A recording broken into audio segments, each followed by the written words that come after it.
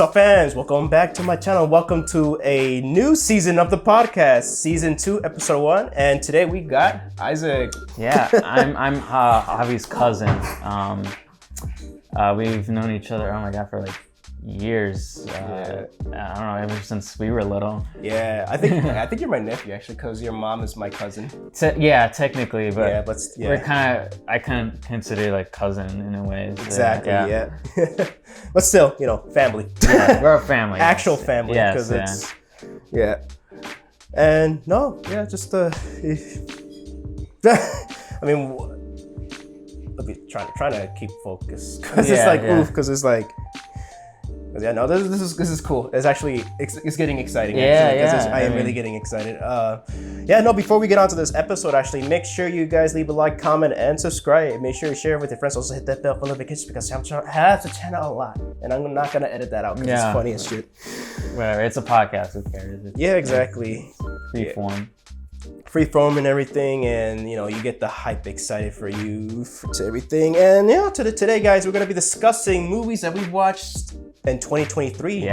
New releases that were in 2023. I think this is the most new releases I've watched like in years, probably.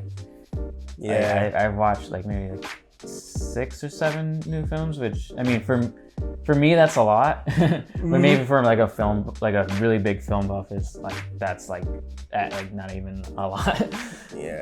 But I mean I kind of consider we're both film buffs. We're both into film and inspiring filmmakers ourselves. Of course, yes. But yeah, I've a lot of good movies this year, I think. Yeah, you know what? I hate sounding like this, but you know what? Thanks to COVID, they dumped a lot of good projects this year. Definitely like COVID delays definitely affected the releases. Obviously, this year, I think. It's something like I know like the Flash, like the big one, Flash, Ant-Man. They got delayed, obviously, with like multiple. I think even way before COVID, I think. So, but no, it was a good year for movies. A lot of high highs and a lot of low lows too. Actually, I think it was pretty low especially for Disney. They couldn't hit any $1 billion. No, it was rough. I didn't see like almost no new like under like Disney release, like whether it be like the original movies or like Pixar or their Marvel stuff. Like I personally just did not really care much. I feel it because they got overabundant with things. Especially with their I'm one of those dudes that I know I'm gonna piss people off and I don't care. I actually quite enjoy overall the Phase 4 and a bit of Phase 5 for Marvel. Marvel. But I would agree with everybody is that there's just way too much. It is. Here's my big issue with the current state of MCU is that it's mandatory to watch the shows now. Yes. As much as I enjoy Doctor Strange 2 because Sam Raimi, he did his best to make it still standalone. You had to watch WandaVision. You had to watch not Captain Marvel. I just had to watch WandaVision. But then when I try to recommend people who like want to see it, I had to tell them like we have to watch WandaVision to know what happened because they mentioned WandaVision in the movie. Obviously, because Wanda is the like an antagonist and like a lot of her like backstory and like motivation is from WandaVision. I watched Multiverse of Madness without watching WandaVision, and like I had like no idea. Like I only knew Scarlet Witch from the Avengers movies. And you're like, who are these 2 kids she's made up? But it's like, well, those are her kids that she did invent in the show for and all that stuff. And actually, I really love WandaVision. It's very standalone-ish a bit, and that's where you get introduced to Monica Rambeau, who was in the Marvels. And then you have to watch Miss Marvel I think even I enjoy the Marvels still. I'll still hold on to what I think of the Marvels. It's not great. I don't think it's good. I think it's all right. It's fun. But that's one of the biggest victims of you have to watch the show. You have to watch Miss Marvel. You got to watch WandaVision. You got to watch Captain Marvel. It's so much. And maybe a bit of Avengers here and there, but because holy shit, like it's a lot too. Because they throw in characters, and I think the movie flopped because one of the reasons because of that, because you're introducing characters that aside from Captain Marvel, you don't know who they are. Yeah, but in terms of like non-Disney stuff, I think one of the earliest like movies of the year that I really did enjoy was John Wick 4. John Wick 4, yeah. It was probably like the best John Wick in my opinion. I know a lot of people like 2, especially 3. Some people like kind of like the more kind of grounded stuff from the first one. Yeah. But I think they really upped the ante with 4. Like some of the shots are like incredible. Like the sequences when he's fighting in the Arc de Triomphe and like he's dodging cars in traffic. And like the overhead shot, like when he's like shooting people with the dragon's breath, that's like, oh, it's so good. Yeah, I love. I haven't seen it, but I do love how like it again. He keeps getting better and better in my opinion. Because I still have I think personally my favorite is the first one, but I would say that the editing, the action, and I say the story got better and better with each sequel. Yes. And I'm not surprised to hear 4 is like the one that's like, that's I would not argue that it's probably the best. I think it's because I felt like John Wick 1 felt a bit more. Actually, no, because he didn't get his car back in the first one. He got his car back in the second one. Yeah, I remember. I just recently rewatched all 4 movies. Yeah. Just with my friends. Yeah. And, I had to like recount some stuff. Oh yeah, like he didn't get his car into like 2. Yeah, because I was gonna say it's very one story, but then again, no, he didn't get closure because he didn't get his car. Yeah. He wanted to. He said he was gonna get his car and give revenge for his dog. Yeah. Yep. And he only got one. Yeah. Which was a satisfying revenge. It's interesting.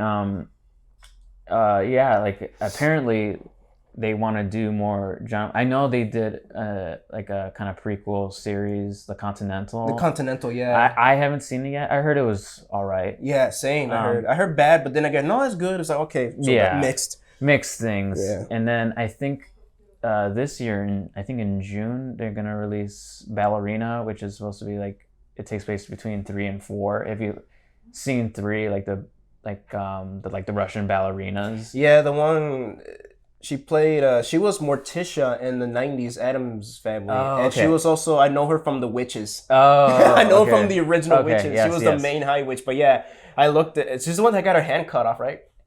Yes. Yeah. It's. I'm like, that's. Yeah. Like she holds her hand like this, and then they like slice her hands, and like it's like the. What's like the fealty or like the show of fealty where you have to like give up something. Yeah. Like when in 3 when John like he gives up his like ring finger, that's like his show of fealty. Yeah. But I think that's they're gonna release that in June. So I'm looking forward to that. Nice. But really good action movie. John Wick 4, one of my favorites of the year. So like like if you haven't seen it, like go watch it.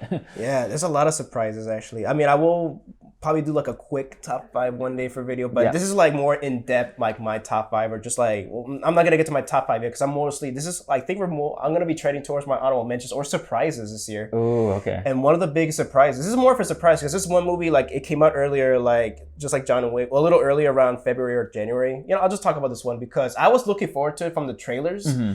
And I did not see it initially because I just didn't have the time. And also like I stopped working for AMC, so I was getting a new job and I had to like financially like be careful and not. And that's also the reason why I did not watch any movies lately. But there was like a 2-month slump. Yeah. Because I legit missed out on. Well, I seen them now because I bought the 4Ks, but I missed out on Blue Beetle, I missed out on Ninja Turtles, I missed out on the Barbenheimer craze. Oh yes, but I'm caught up now with that. Yeah, okay, cool. Except for Oppenheimer, I did not get a chance to see it. I haven't seen it either. So but I've seen Barbie finally. Yeah, I saw Barbie. Yeah, it's great. It's a good comedy. I legit got a little emotional watching it because it was like I mean, I'm a guy, but then again, it's nice to hear from a other side point of view when it comes to, because I'm actually got emotional because I'm like, man, because I saw from the trailer when they were making fun of 2001 or like doing the parody. Oh yeah, they did that parody. I knew I was gonna be special. Yeah. I legit smiled, and I legit like low key, I did a hell yeah every time I go to the movies and see that trailer. I'm like hell yeah, because I'm like, this is gonna be special. And then it was more because it was like, this was. Like, I didn't expect to, like you're making a movie about a toy that everybody grew up with. Yes. And yet you're doing something with it rather than do a cash grab or do like playing it safe. As much as I have a nostalgia for Michael Bay's Transformers, there are hollow movies that are you're just there for the spectacle and nothing much to say aside from, hey, you like it. Yeah. It's really special for like a big budget movie. It was released under Warner Brothers and Mattel. And Mattel. It was really interesting because they got Greta Gerwig. She's a very prolific director. And I kind of have a crush on her. I kind of have a crush on Greta Gerwig.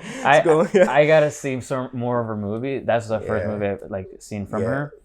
Full movie, yeah. I've seen clips of it was Lady Bird, right? With Lady Bird, I think. Yeah, that's right. I really from the clips I've seen, I fell in love with it. But go ahead, yeah. Yeah, and no, I really liked it. It's good to see like you could see her vision in the like this.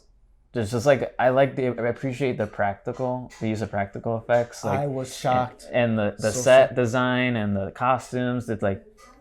They're so like bright and colorful, like in the Barbie world, and you go to the real world, it's like all just bland and realistic. Yeah, and it calls it out. And I know that. I mean, I got to say, I like that. I wish the message was a little bit more subtle because they kept repeating it over and over again. I'm like, I get it, and I agree. Yeah, I just wish it was a bit more like, all right, you don't have to do that. But then again, at the same time, when you hear from their point of view, it's like, well, what's it going to take for our message to get across? Yeah, I mean, sometimes you have to scream it out. Yeah, and it's like, and I get it, and I'm actually glad that people like us, people of color and women, we get to have more of a voice now and do something like this, and it really felt from the heart. Like when I was watching Barbie, it was like this could have been easily been a shallow movie with just ha and giggles, but it was like you got somebody like Greta Gerwig. And she co-wrote it, I believe. I think she co-wrote the script. I think that's right. And you get someone who legit, you can tell is a fan of Barbie. Like seriously, you got it's blink and you'll miss it Easter eggs. Yeah. It's and also you had legit, like I would even say, like sometimes studios like they do let people be creative, more creative control now. These days, you let someone legit do their thing, and you get Barbie. Yes. I thought it was great, and I'm a little emotional towards the ending too, and like I know my friend, like he said like, oh, he was like bawling his eyes out at the end, like I could see why. It's a very powerful ending. Yeah, and also like I got emotional when she saw that old lady and she says like, you're beautiful. Yes. I legit I was tearing up because I'm just like, because I give compliments to people too, even strangers, because you can tell when like they, especially like people who are like working or like in the service, I legit tell them, I like your hair, you have nice shoes, because it's like, hey, it's sometimes it makes somebody's day, but also that's like true. But also it's like, it's enough. Like it's like you're more than enough. And and also America Ferrera, like wow, I haven't seen her.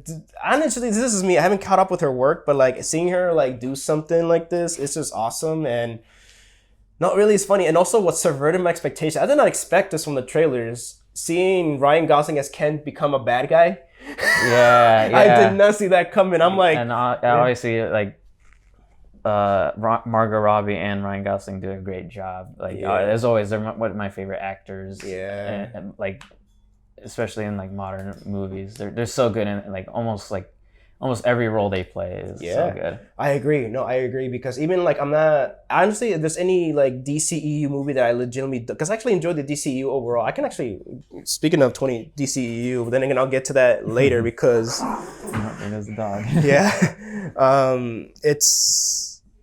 She was in my opinion, aside from Will Smith, she was the best part of the David Ayer Suicide Squad. Like I thought she was so perfectly casted. Margot Robbie, she plays a good Harley Quinn. Like second to this voice of Tara Strong. Yeah. But I think Margot Robbie does like a good live action Harley Quinn. Yeah. Especially in James Gunn's Suicide Squad. I mean, I know it's not 2023, but goddamn. That's another good movie. That's my favorite DCEU movie from that canon, from that Snyderverse. That it's the Snyderverse. It's the same continuity. Yeah. Even though it's like a reboot sort of a bit. That's the best one in my opinion because I agree. because of quickly James Gunn, because I did a review of it, but then again there's some things I wanted to cover. Like I love that, I don't know if I said this, but James Gunn knows how to emote without dialogue. That's true. That scene with King Shark looking at that couple when he was being low key, but with King Shark's looking, I'm like, wow, you feel what he's feeling. I'm like, and it lets us more, and I'm hella excited for 2025 when he does Superman Legacy. That's right. Yeah. Oh man, and he's obviously now he's done with Marvel. The last movie was the Guardians 3. Yeah, which I didn't personally see, but I heard like really good things about it. Like I heard it's also like very emotional. Like okay, I would say this. As much as I love No Way Home, this Volume 3 was better than No Way Home because it legit feels like a real I would say it feels like a real movie or like a real epilogue to Endgame. If you really want to see what happens after Endgame, you can watch the No Way Home, but also highly watch Volume 3 for closure. Yeah, I hear it like they really flesh out like Rocket's character.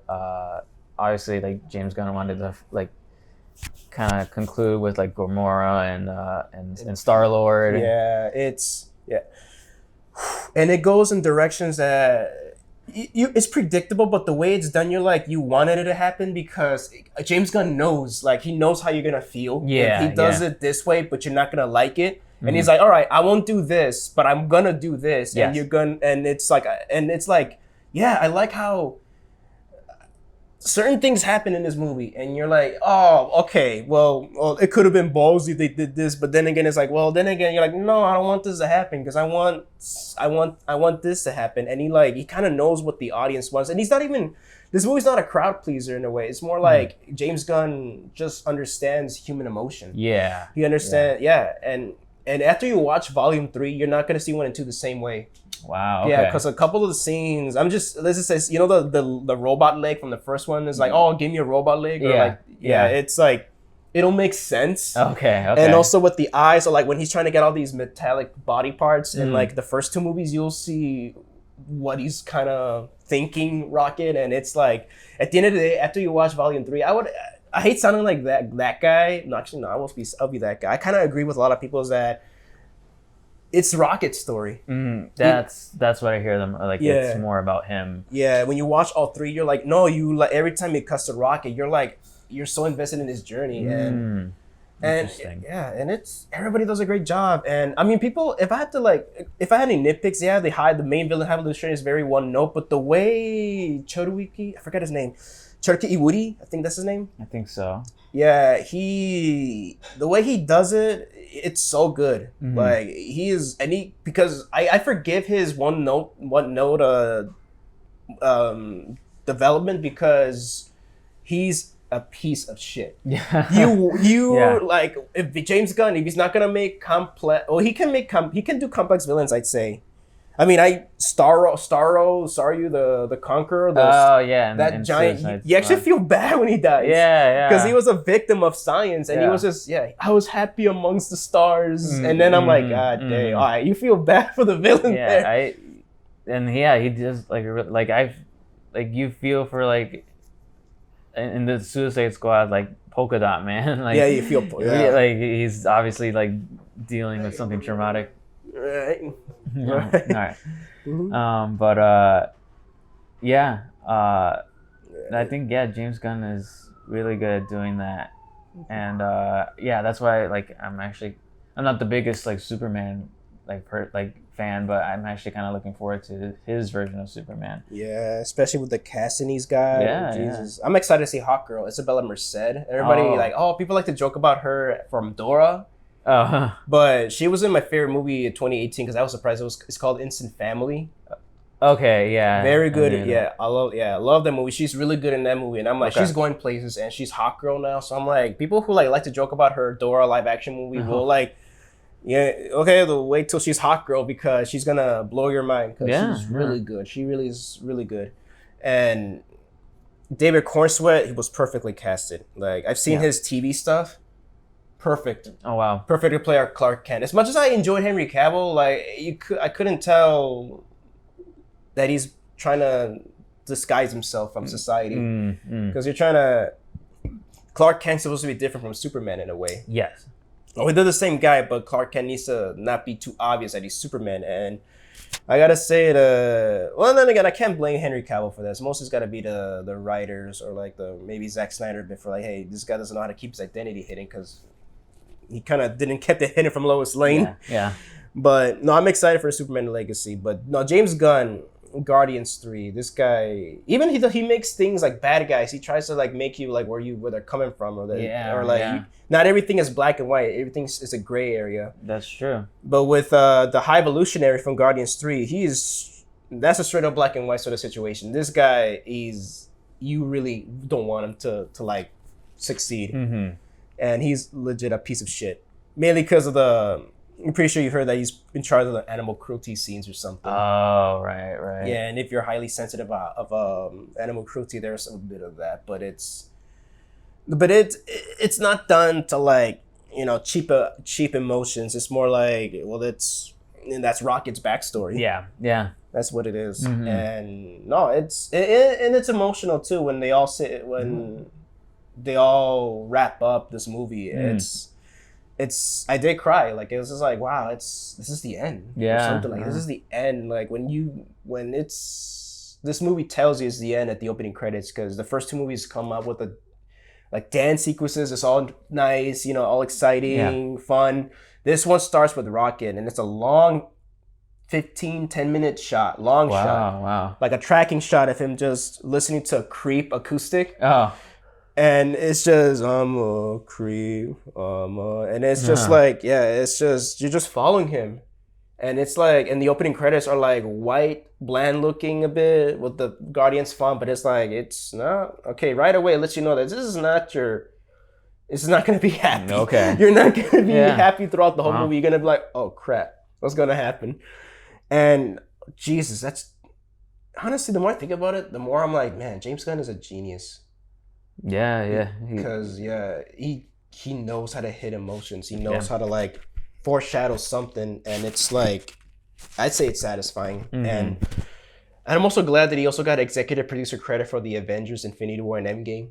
Because I'm so happy that he's taking charge. He's taking charge with Peter Safran and the DC universe, and I'm excited for his universe so much. The only thing I wish he didn't announce it prematurely because I think because of that, well, that's one of the reasons why I say these Warner Brothers hasn't had a successful DC movie this year at all. Yeah. Well, Aquaman is catching up a bit, but Aquaman, I heard is like doing decent. Like, obviously, like I know the first one did like really well. Yeah, $1 billion. The only one to crack $1 billion. Yeah.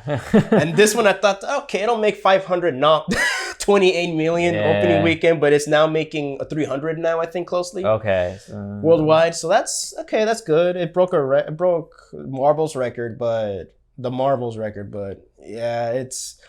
And also, Guardians 3 was successful, very financially. Yeah. As much as the Gunn Snyder cult say so, whatever, they're like, no, they like to.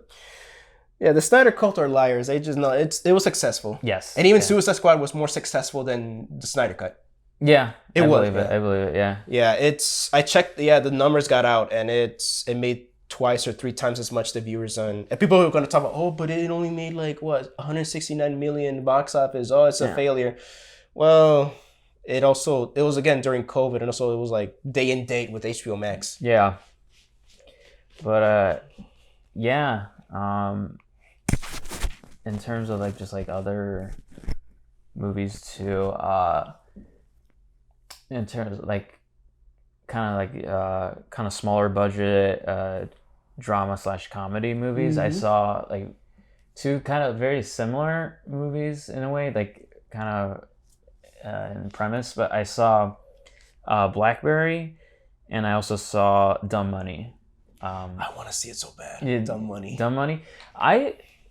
It's good. I enjoyed it. I think Paul Dano did a good job. And America Ferrera is in it too. So, and Pete Davidson too. Yeah, and I think Lily James. I think? Yes. Yeah.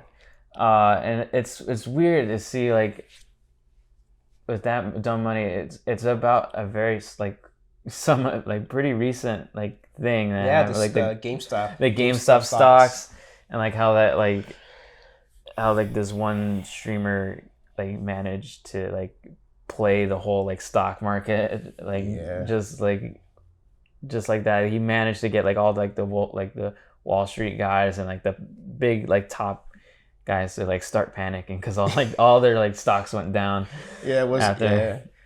Isn't Seth Rogen in it? Because I think I saw it. Yeah. Yeah, he plays like one of the the stockholders, I think. Yeah. I saw that scene, and I think it was panicking in that scene, and I'm like, that's fucking funny. Yeah, I enjoyed it, but I personally liked Blackberry more. If you Blackberry is about like the rise and fall of like the BlackBerry phones. Sounds good. Yeah, I remember BlackBerry. Yeah. Okay. Oh yeah. My God. And it's made by one of my favorite directors, Matt Johnson. I've been following his work since 2017. Nice. Yeah. He's kind of known for like his mockumentary style. Like I might have seen some of his stuff actually. Okay.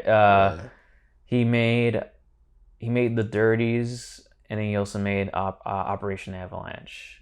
I don't know if you heard of those. I think I've seen stuff from The Dirties. Okay, The Dirties, yeah.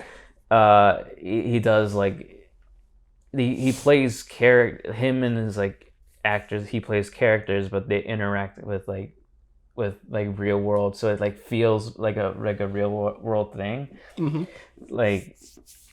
Like in the Dirties, it's him and his friend, and they're in high school, and like they're making a movie, and they make fun of it, and like and like it's like really just like interesting. I don't want to spoil it, but it's really interesting. And then like Operation Avalanche is like about like a NASA film crew, and like they get word that the United States government is like trying to fake the moon landing, so they film it. So they film the moon landing, and then it's like a whole like government conspiracy. Yeah. And they also made he also made Nirvana the band, the show, which is like it's a hilarious show. I highly recommend that show. I don't want to like say anything, but it is hilarious. Highly recommend it. It's hard to find though, because it was only like Canadian Vice TV. I was gonna ask, like, where can I find it? Yeah, unfortunately, but I think this is his most like widest release, because it did release in U.S. theaters, and I think it's on like you can find it on streaming pretty easily in the U.S. Good, because there's a lot of movies that are modern, well, not just modern, even movies from the 90s and 2000s are storming up, like the Poughkeepsie tapes. That was we thought it was going to be a lost horror found footage, the mockumentary or something, but because I saw it on YouTube one time. Somebody pirated it and just put it on YouTube for a while. Wow. And no, they took it down, all that stuff, and they were announcing that they were going to put it out. It was like a 2008 mockumentary, and then it was like a found footage horror film. But and then Shout Factory, the Scream Factory banner, they got the rights and they put it out on Blu-ray and DVD. So it's like, wow, yeah, that sucks because a lot of movies get buried. Yeah, but it's good to see like Canadian filmmaking, like almost any foreign filmmakers, especially nowadays, are getting like wide release in the United States. Like we saw with with Parasite, that was such a good movie, and I'm so glad it introduced so many people to like South Korean movies, filmmaking. yeah, and taking international film seriously, like Yeah. because I grew up watching international movies, not just Mexican movies, but like Godzilla movies and like Obviously. tokusatsu and a lot of like foreign films, and I would watch them in their. I mean, I used to watch as a kid. I watched in dub, but then now I'm older. I'm watching in how they intended it in Japanese, English subtitled, and it's amazing. And it's like, wow. I mean, if people are willing to like, I mean, there's dubs here and there, but still, it's like sometimes I want the authentic stuff. Obviously, like with the way it was shot. And, but but to talk about like Blackberry, it's very like different and like it's his most like probably unique film in that like he's not going off the cuff, and like because a lot of his stuff is like kind of almost like improv. They have like a set like ideas, but like they kind of just go with the flow, and like whatever like happens, they use that, and like they just roll with it. I kind of do that with my movies. Okay. I make a script, but then again, we don't follow it. Yeah. But it turns out better. Honestly, yeah. Yeah, because like as a filmmaker, I like to listen to like my crew and my actor. Like basically, it's just me and my friend. But it's when it comes to crew, but my actors, I like to hear what they want to bring into the table. Because I mean, I wrote the movie, I have a vision, but then again, it's like if you guys have some good ideas, let me know, and then like we roll with it. And improv is it's been helpful actually, and ad-libbing is good. Yes, some of the best like moments on like any like film have been totally improv or like off the script or ad-libbed or especially if like one of my favorite comedy of all time is Ghostbusters, and some of those jokes were ad-libbed. Like they were right because their chemistry was so good on screen. They're like, no, Bill, do more of this, do that, and Ivan Reitman just let them go. I mean, they had a script, but then again, I think they would repeat what the script says, but they would say it in a way that they would do it, their own way, and it just worked, and they would use those takes, and it's like because it was especially with that movie, it's a whole like movie like made by comedians, and comedians are really good at like improv, and they kind of just go off the cuff and kind of make their own thing, even if there is a script. But I definitely highly recommend Blackberry. It's both very funny and just like very like serious like drama, especially towards the end. Like I was shocked, especially from the acting from Jay. I forget how you pronounce his last name. Jay Bertrell or something. I know he plays Hiccup in like How to Train Your Dragon. Oh, Jay Bernthal. Bernthal, probably. I think he plays one of the like the main people from like who made like Blackberry. Okay. And also Glenn Howerton, he's in it too. He plays was it Jim Bosley or something like that. Like he's also like one of the people who like who helped make Blackberry make like into what it was, and then obviously there was like the downfall. So it's a very good rise and fall story if you're into that like kind of biopic. Yeah, like hopefully it's an honest one. Because well, for the most part, they had to change a couple things. Obviously, like for like for dramatic sake, they kind of like exaggerate some things, but for the most part, it's like that's like Once the iPhone once they showcased the iPhone, BlackBerry was scrambling for like any like to try to like beat Apple out in the market. And I remember those. It's crazy to think about. I remember when the first iPhones rolled out, and everyone was like wanted one. Yeah, I never got one. I'm more of a Android type of person. But I mean, no, actually, I had not an iPhone, but an iPod. Like it was a touchscreen. Yes, It was that. It was like those old ones, but it was. And then I got my phone. So then, a couple of phones here. I mean, I it's crazy. I still stick with Apple. I mean, it's easier for like to transfer the apps and stuff. But that I definitely highly recommend that movie. It's a good introductory to his type of films, I would say. Nice. But yeah, I think not like obviously one of the biggest and like probably a lot of like unanimously agreed upon the biggest movie was Across the Spider-Verse. Oh boy. Yeah. Where can I start with that movie? Yeah, God damn. It was my number one movie for a good while. At first it was Evil Dead Rise, then it was this one, but then another one we probably might talk about later. Because this movie, well, my number one movie is still it still got momentum right now, especially in UK and Latin America now. Like in Mexico, it did well. It's doing well right now. Oh yeah. But yeah, Across the Spider-Verse was my number one for a good while. But man, because I love the movie. I even did a review, but I was all over the place. I wasn't even like going. I couldn't even form because I don't really use a script. I like to go from how I feel. Yeah. But it's because there was so much to process. It's a lot. I had to watch it a second time with my friend to get like pick up on some of the details. Yeah.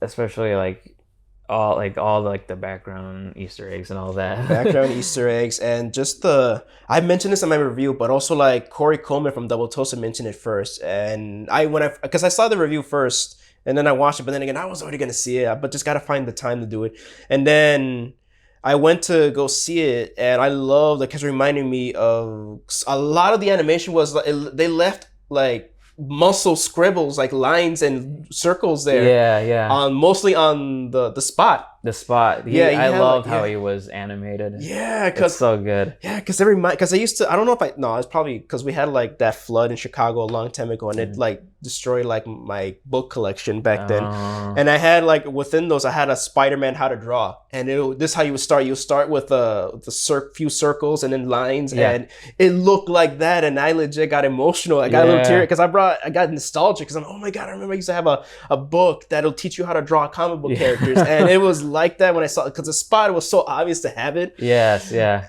Man, and I really love the Spot as a villain. He was started off he's a good he's one of my like favorite Spider-Man villains now. Like he has a good motivation. I love how like they incorporate from into the Spider-Verse where he throws the bagel and like that was like a domino effect, like to like how the Spot was created. Yeah. Oh my god. And just that, like he went from this goofy villain of the week until he just took it way too personal. Yeah, he's like, especially towards the end, he's such like a threat. I'm like actually like scared, like oh my god. Yeah, like what the fuck? This guy is like, how many universes is he gonna get to take over? Yeah.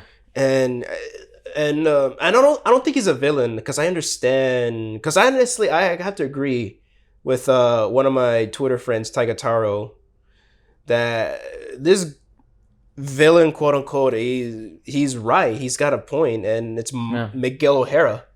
Yeah. Like, I was surprised that he becomes sort of antagonistic at the end, but then again, I kind of get where he's come from because Miles is not supposed to be he's not supposed to exist in a way like that. Yeah. It was meant for the Prowler that we see at the end, like Miles being the Prowler like that. He was supposed to get bitten by the spider, but not the Miles that we love. Yeah, it's crazy. I love how like they developed that and like the idea of like preserving the universes. Yeah, forgot there was a word for it. The preserving the canon. The canon events. Yeah, the canon events. Yeah, you have to preserve it. Like every Spider-Man needs to go through a tragedy. Yeah. Otherwise, it tears apart that universe. Yeah, and it's also it's a nice way to say like with great power there must also come with great responsibility. Yeah. It's because Spider-Man's always been a tragic character. Doesn't matter who is if it's Spider-Gwen, if it's Miles, if it's Peter, if it's Miguel. Every Spider-Man has to go through a tragic event because then again, that's how you humble yourself as a Spider-Man. Yeah. I can't say a character or human, more like a Spider-Man. Yes. Because I don't know if that makes any sense. No, I think I get what you're saying. Yeah. Their canon events is what makes them Spider-Man. Yeah. Like it's what motivates them to be to become better and like protect other people so that they don't experience the same tragedies that they did. Yeah, and I would even say, like, I think even all those goofy looking, all those awesome. I mean, I can't say goofy because I love seeing all the multiple Spider-Man in that. Yeah. I'm pretty sure even they probably experienced through a tragic event in their lives, and they'll just show it, and they can't just be like telling Miles not to do it. It's because I mean, one was saving the universe, and two is that you have to humble yourself to be a Spider-Man, and you have to let things go like that. And unfortunately, Miles went up against the canon. But then again, he already well, not entirely his fault. It was more like on Kingpin's fault, because he was the one that opened the portal to his universe, and well, a canon event already occurred. Like the radioactive spider was supposed to bite the other Miles, not Miles. And at first, I didn't understand Miguel. At first, I'm like, oh, you're not supposed to exist. You're not supposed to just have all these powers. And I'm like, they don't belong to you. And I'm like, man, what the fuck, dude? I was almost shouting in the theater, what the fuck, dude, in Spanish, because he's supposed to be half Irish, half Mexican. He's supposed to be the Mexican Spider-Man. Miguel O'Hara, that's his full name. So. Yeah, and I was just like, man, what the hell's your problem, man? And then and then the end happened. I get it. Like, god damn, that Miles, he is so right. Yeah. Miguel, even though he's doing a shitty thing, he's right. He is 100% right, and it's a dude you can get behind because it's so complex. It's not always black and white. Yeah. They do a really good job with that. Like, the biggest antagonist really is, like, I guess it would be like the Prowler Miles, as in terms of like, but everyone else is like, they're just trying to like stop from, you know, the Spider-Verses from collapsing. Really, that's what they're trying to do. They're trying to make the canon events happen. Yeah. But yeah, and I really like how they flesh out not only Miles, but they also like really flesh out Gwen's character. Gwen, I was gonna say Gwen, yeah. Like with her, and like when her dad finds out like that she's Spider-Gwen. Spider-Woman. Yeah. And like then he like quits the Force, and like that prevents him from dying, and like but her universe is still intact, so it's like really interesting. Like it's kind of saying like you could still change your fate. Like, that's kind of the message. Yeah. At the end of the day, I understand where Miguel is coming from, but then again, like you said, they can always change it. Yes. And I'm still gonna be rooting for Miles all the way through, and I also just love how even like that gets very complicated. I like how the visuals let you know how they're feeling. Like the rainy watercolor palette with Gwen's dad and Gwen herself, they're just like, once he quits the Force, or like even when they're arguing, it gets all watercolory, and I'm like, oh, hold on. Yeah. Let me pay close attention, not just for dialogue, but for like their faces, the everything. Yeah. You get like really good like cinematography, and like it's like when Gwen's dad is talking, you get that like really big like close up, and you get like Gwen in the background. Yeah. It's like really like they like really up their game, like both visually and like I think like in terms of like the cinematography too. The animation's ramped up. Yeah. It's a very diverse animation style. Yeah. Of course, like very diverse animations. We get Spider-Punk, obviously. Spider-Punk. You get his like kind of like punk style UK, like obviously like very like just like very off the cuff, like kind of scratchy looking. Yeah, like you could tell like ripped newspaper clippings, and then they that. Because they would do that in the UK back in the day. And like just anybody. He's voiced by Daniel Kaluuya. He's one of my favorite actors. I love Daniel. Yeah, he's great. I love Daniel Kaluuya. He was great in Judas and the Black Messiah. I love that movie so much. It's so good. Yeah, no, that's one of my favorite biopics. Yeah, same. Yeah, it's Daniel Kaluuya, and they got a great cast. Oscar Isaac playing Miguel O'Hara. He was perfect. Yeah, and they all, of course, another crush of mine, Haley Steinfeld comes back. Steinfeld, and Shameik Moore. I think his performance is. I mean, I love him in the first one, but I think he stepped it up here. Yeah, like it's because there's so much going on and so much he has to work with. And even Haley Steinfeld, so much she has to work with. Yeah, she's not only fighting with her dad, but with herself. And I'm like, man, Haley, how did you do that? Because it's so much conflict in you. Yeah. Because people would shrug voice acting. Oh, you just no. You have to study the character first before you start acting. Yep. And that's why hopefully in the near future, because I know it's not done yet. Hopefully, voice actors get paid a lot more. Definitely, they definitely deserve just as much as live action, if not more. Because a lot of people will say that, well, you can't compare animation to live action when it comes to because I would always say Kevin Conroy's Batman is my Batman. That's the Batman that's definitive. And Mark Hamill's Joker, that's the Joker. Yes. But people say, I would even say, I legit say that, and it is a hot take in a way. It says I prefer the Kevin Conroy and Mark Hamill over Jack Nicholson or Michael Keaton or Heath Ledger or Christian Bale. Yeah. But they was like, oh, you can't really do that because it's live action. No, I can because, again, Mark and Kevin studied the act, especially since Kevin Conroy was a closeted gay man. He understood where Bruce was kind of struggling to because Bruce, again, this is for sure Bruce and Batman. They're two different characters. Yes, they're very different. And how he did it was I went through this. I've been through so much abuse and all that. I think he probably went through a lot of. I don't know if he has. Hopefully, I'm not going off because I don't want to upset anybody. But he was he was a closeted gay man and he was struggling with it. And he showed that's personal. And I'm like, even and going back to Spider-Man, it's like it gets personal. You get it's not called method acting. It's just you get to know your character and then and you get to do. I think you have more chances on doing takes and do more in post with voice acting than acting. Because you got to bring the actor back and get everything set up. With you got more to set up. Unlike with acting, you could just voice acting, come back in the booth, get the actor back.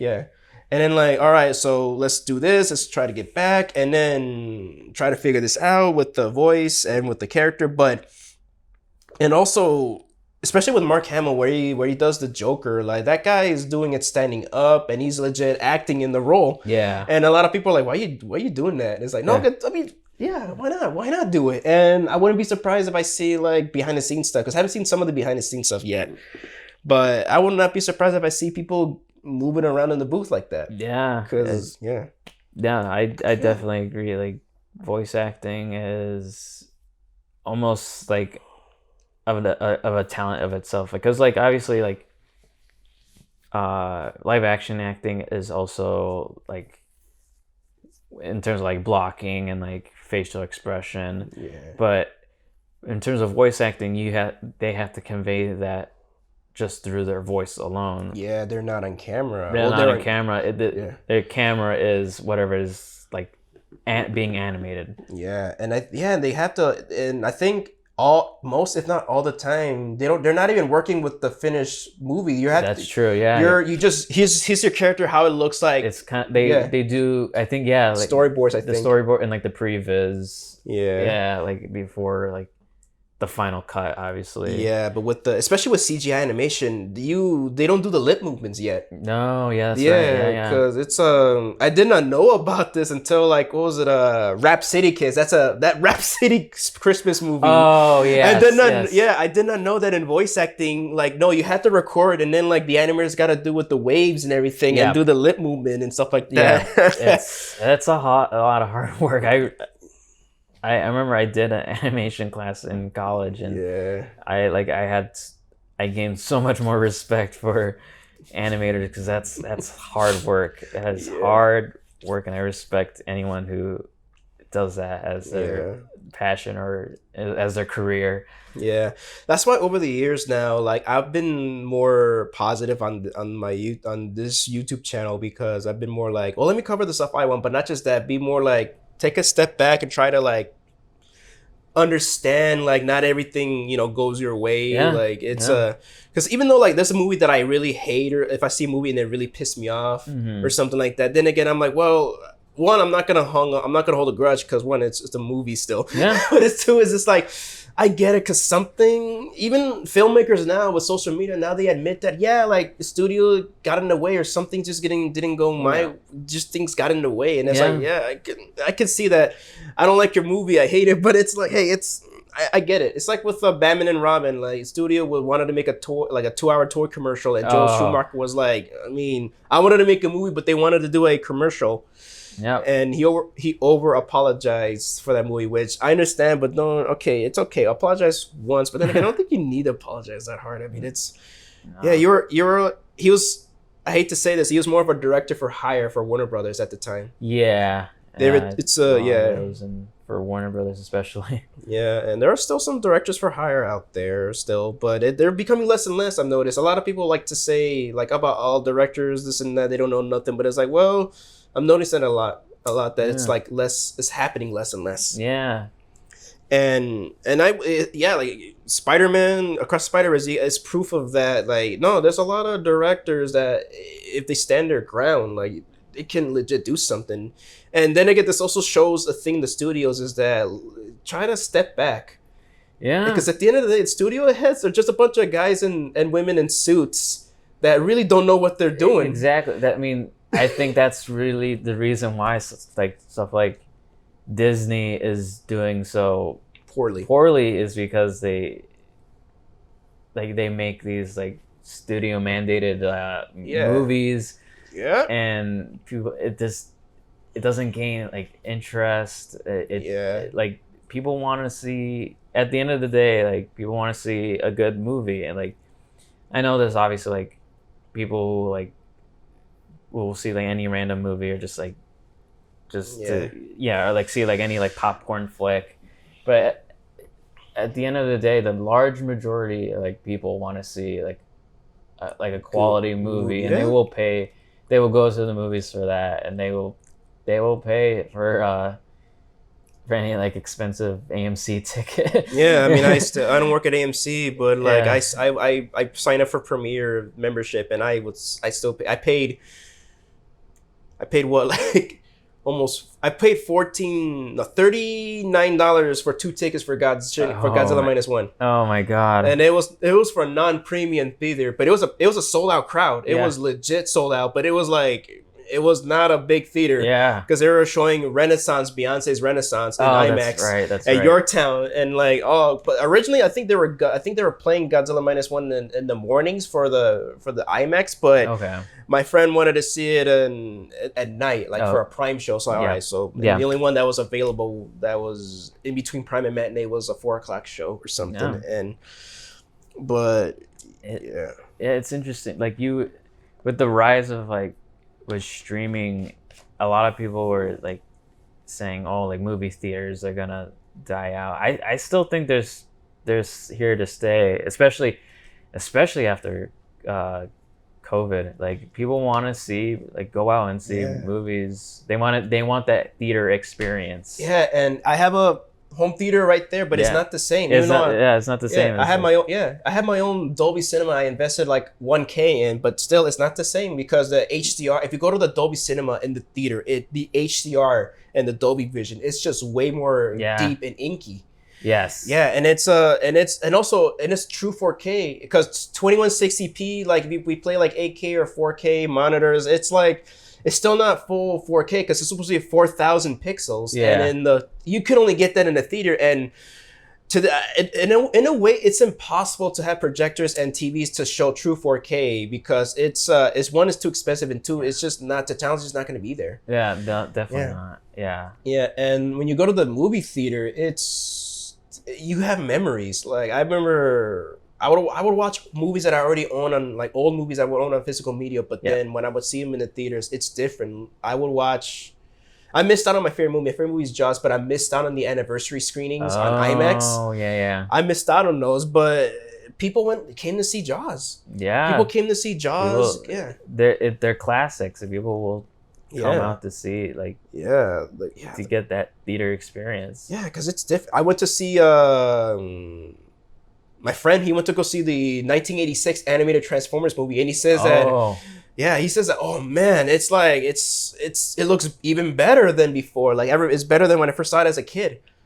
And I went to see Little Shop of Horrors on the big screen, and the director's cut, and it was like, yeah, no, the sound is better, the screen is better, and man, I'm again, it's not the same. And also, there's a lot of movies that Disney, in my opinion, dumped on their Disney Plus, when I'm like, this should have been in theaters. Like, Turning.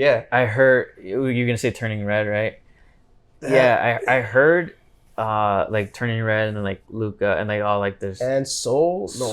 Did Soul get a limited? Or was it dumped or was it like limited? I think it was dumped on. Yeah, because I don't remember any screens for Soul. I remember Raya and the Last Dragon, but I don't remember. Raya, I was still working at AMC. No, I was working during that time when Soul came out. I don't remember having a Soul screening. Okay, it was Raya, but not Soul. Yeah, I heard Disney, like, for this, I think this year, like something like that, they want to like re-release those in theaters because they're good. They're good, and they want, like, they need to make up the revenue from last year. So this is why I was like, I mean, I love streaming, but this is why I would not bet too much on put my eggs in one basket on streaming, because now people are looking at movies, at Disney movies. We're like, oh, why? I'll just wait for Disney Plus. Why not? Exactly, yeah. And what if the movie's not good? You know, what if it's not good enough? I'll just, I'm not gonna go see it, because it's like now they're treating streaming movies as the same quality as theatrical. Which, I mean, for small, maybe the little guys like us is good. Yeah. But like, we all want our movies to be in the big screen. Yes. Even I want my movies, your movies, I want our movies to be on the big screen, because it's like you've made it. Even if it's like a limited, like 1 or 2 week event. Yeah. It's like we've made it. Yes. We've accomplished something. Yes. And it's, or they make a Funko Pop of you, but it's, or Lego set. Yeah. But it's, I just don't like I don't like Disney's. I don't like it. I mean, I'm not a Disney hater, honestly. I love Disney, but it's like, I just don't like how they're treating their theatrical movies like this. It's, especially how like they've been doing also the day and date stuff, and also with like Mulan. Oh, right, I legit paid $30, and I liked that at first, but then I rewatched it, and I'm like, this movie sucks. Yeah, I heard it's not good. Very racist too. Pretty racist. Wow.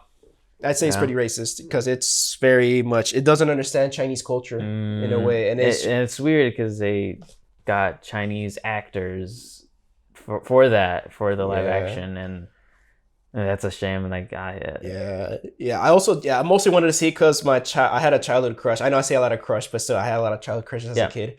Gong Li was in it. She plays the villain, and I legit she was more complex than Mulan herself. Oh wow. Yeah, and Jason Scott Lee, he was Mowgli in the Jungle Book from the 90s live action movie. Oh. It was so nice to see him. I saw him in Balls of Fury recently on HBO Max. He was funny. He was funny in that movie, but it was so cool to see. Oh, Jason Scott Lee's still working. That's nice. But Gong Li, I was like, oh yeah, I had a huge crush on her, and I thought she was great in that movie. But she was just not in it much because she's supposed to be the villain or something. Yeah. But yeah, no, they really, I mean, COVID may have sped up the process of streaming, but then again, I'd say the way the studios handled streaming and theatrical release, it was just so poorly done. Yeah. Because now, like, hey, what's the, Because we get like the simultaneous release, because that's what happened with the Five Nights at Freddy's movie.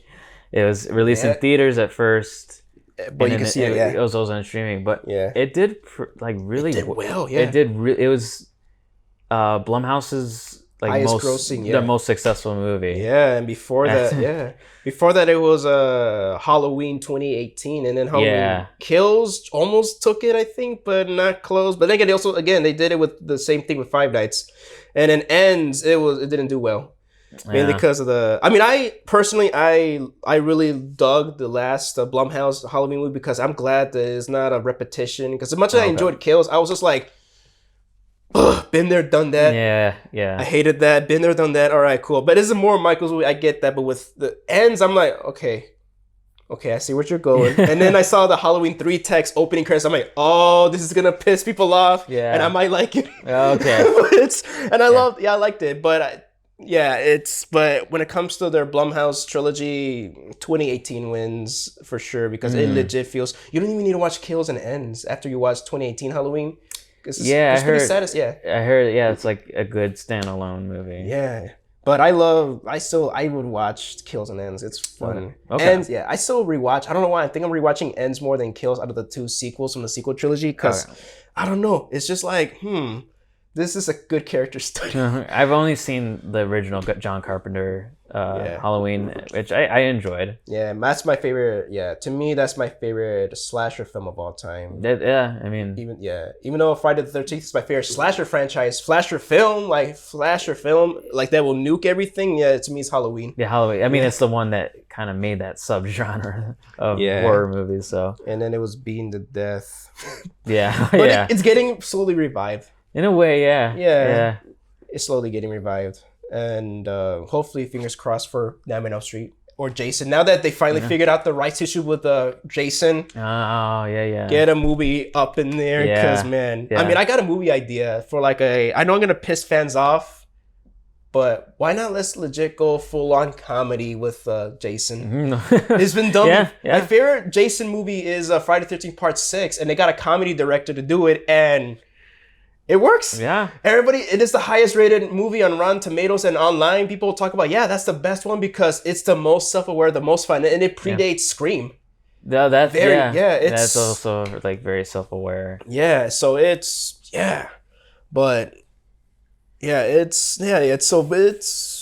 streaming and theater at the same time. I mean, my favorite DCEU film, the Suicide Squad, it was in a way hurt by that. Yeah. But then again, we just opened up the theaters and people were they don't want to get sick, which I get it. Yeah. And also it was a sequel to a movie that a lot of people didn't like. That's true, yeah. Yeah, and but the Snyder fans want to say, no, it's because James Gunn's a scumbag. It's like, no. Because then again, there's evidence of them praising James Gunn before he took over. Oh, yeah. So no, now they want to say he's a failure because that movie's a box office failure. But then again, hey, if you ever want to win an argument against him, just say, hey, at least it performed better on streaming than your Snyder cut. That's true. Yeah. It's the numbers are there. It's a fact. Yeah. It's no matter what you think of the movie, the fact is that movie did better on HBO Max, and it got a high score on Rotten Tomatoes by critics and a higher score from audiences. Yeah, like it's around the 90%, I think. From both critical and that sounds about right. Yeah, that and like the Batman have been like my favorite DC movies of like recent. I think if DC plays their cards right, they could definitely like they could overtake Marvel, because Marvel's at a weak spot now. Yeah, Marvel's at a lot of like the superhero genre is at a like pretty low spot right now. I think. Again, people are just tired of like so many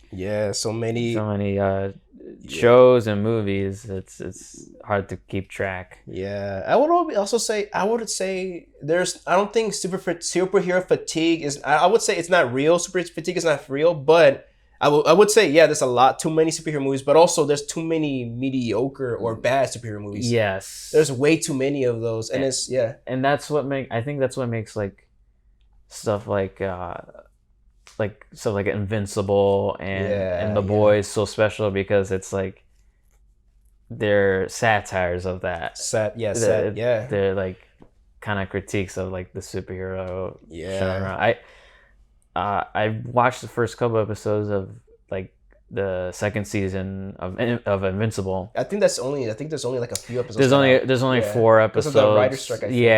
Yeah, they had to split it. I think the rest of the season's coming out sometime this year. Yeah, they did it with Chucky season 3. Oh, okay. They did it with Chucky, yeah. Because only 4 episodes came out, and volume 2 or part 2 is coming out this probably March. Yeah. But no, stuff like the Invincible is great, and I still haven't seen The Boys, but I hear it's also same. Yeah, I hear it's also very good. I want to see it, but I'm afraid to like, what if I'm behind things and then people start spoiling it? Oh, that's true. Yeah. It's kind of like with because I think they released like a spinoff, like Gen V. Yeah. It's kind of like with the MonsterVerse with Godzilla and King Kong. They got the Monarch show coming out, and the season finale is gonna be next week. Oh, okay. The new episode just dropped this Thursday, and hey, I don't have Apple TV Plus, but if you got Apple TV Plus and you want to binge all 10 episodes, just wait till next week and just watch the show. Yeah. And also the new upcoming movie. Yeah. I forget the subtitle. Oh, Godzilla X Kong: The New Empire. The New Empire. Yeah, and I would still say when I saw the trailer, I was a little like, what's the plot again? But then the more I thought about it, I'm like, oh, okay, I get where Adam Wingard is coming from here, because that guy's he's a fan. I can tell he's a fan. As someone who I'm a fan too, and I get where direction he wanted to go. Yeah. And I gotta commend to Adam Wingard from coming from a no budget background. That guy knows how to make a big budget looking movie. Godzilla X Kong. It's my number one most anticipated movie this year because one, I'm a Godzilla fan, and two, is like, I feel there's something special coming up because. Yeah, it's not. I mean, -1 is different because it's a homage to the original, but the MonsterVerse is the 5th movie already in this series, and like honestly, to be honest, actually, I think it's been proven that this is their most successful shared universe. Then because the DC wasn't that successful because because it's Warner Brothers too. Yeah, Warner Brothers. This their only mostly successful shared universe like shared universe franchise. But it's successful because people like to go to the movies and have two monsters doing something. Yeah, but I would say the only thing I do hope for this one, maybe a little bit more plot. That's true. I mean, we definitely got that in -1. Yeah, we got more of the human side and like the character drama in there. Obviously, because it was under Toho. And they know they Godzilla. understand. They understand Godzilla. Yeah, they understand. It was the 75th anniversary, right? The 70th. 70th. But this year's the 70th, but last year was the 69th anniversary. And it was released under the 69th anniversary, but like they wanted to like pre-celebrate the 70th anniversary. Yeah. That's why they're trying to make this as a 70th anniversary release, but it's like, well, it's not next year. Yeah, technically. But I'm assuming once it releases on Blu-ray and 4K. Yeah. Which won't be long, but there's already fake news already on social media. And I got excited for it, but then again it was like, oh, wait. Even the director Takashi Yamazaki came out and he said, one of the people that worked on the movie in Toho, he was like, this is fake. Oh, really? Dude, yeah, because even Japan, it's like how like in the US here, when it comes to physical media or streaming, like we let a 3-month window happen and then unless if a movie's doing good like Oppenheimer or Barbie, that took a while they were doing so well. Yeah, it was still in theaters for a long time. Yeah, because I think Warner Brothers, I don't think they had a couple, I don't know if they had I think as far as I know, that's their only $1 billion movie they had. I think so, yeah. Yeah. That sounds about right. Yeah, they was so sandwiched between that slump of blockbusters that couldn't even crack $1 billion. But no, that took a while for Barbie to come out on physical media. It came out around October, November. No, okay. It took a while for it to come out. And in Japan, especially with my experience with Shin Godzilla, I had to wait a whole year for it to buy it on Blu-ray. Yeah, it took a while. It's just a lot of foreign releases take a long time to come on U.S. markets, obviously. Yeah, especially if like they're the ones distributing this movie. Like, who's gonna be the American distributor? And fingers crossed is Criterion. Yeah. Oh yes, I love Criterion. Yeah, they are still the grandfather. Without Criterion, I don't think we have boutique labels like Shout Factory or Arrow or Vinegar Syndrome. Now Vinegar Syndrome stepping up their game. Yeah, with Roadhouse, Texas Chainsaw, Gorgo. They got a lot of. I mean, they're mostly known for their sexploitation releases. Oh yeah, but that's why, like, if you ever buy or see a Vinegar Syndrome, you see like a lady, like a hot ass girl, right there. That's because that's their background. They used to release a lot of schlock movies. Kind of like what's it? Trauma.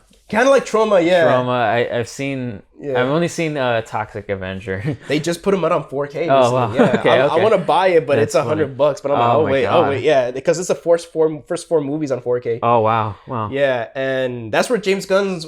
That's where his first gig was, and working at Trauma. Oh, that's right. Yeah, because Trauma's known for edgelord humor, like edgy, controversial humor, and that's why a lot of people like to harp on some, especially the Snyder fans, where people like to like harp on James Gunn for his bad jokes on Twitter. But then again, it's like that was when he was, as far as I know, he was still working for Troma at the time. Yeah. But he was younger though. That was like a decade, or now I think it's almost 20 years. Those tweets are. But then again, they're not funny, but no, I'm not excusing his action, but it's like, well, he was working, his experiences from Troma, and also he was very mature. Yeah. Very mature, yeah. And he's different. He's a different person. We all made mistakes. Yeah, you can't really judge a person from like kind of stuff they said like years ago, because years ago you're a very different person, like even like 5 years ago you're a different person, I would argue. Even his statement, I think even when he got fired by Disney after those tweets were resurfaced, he made extremely genuine apology for it.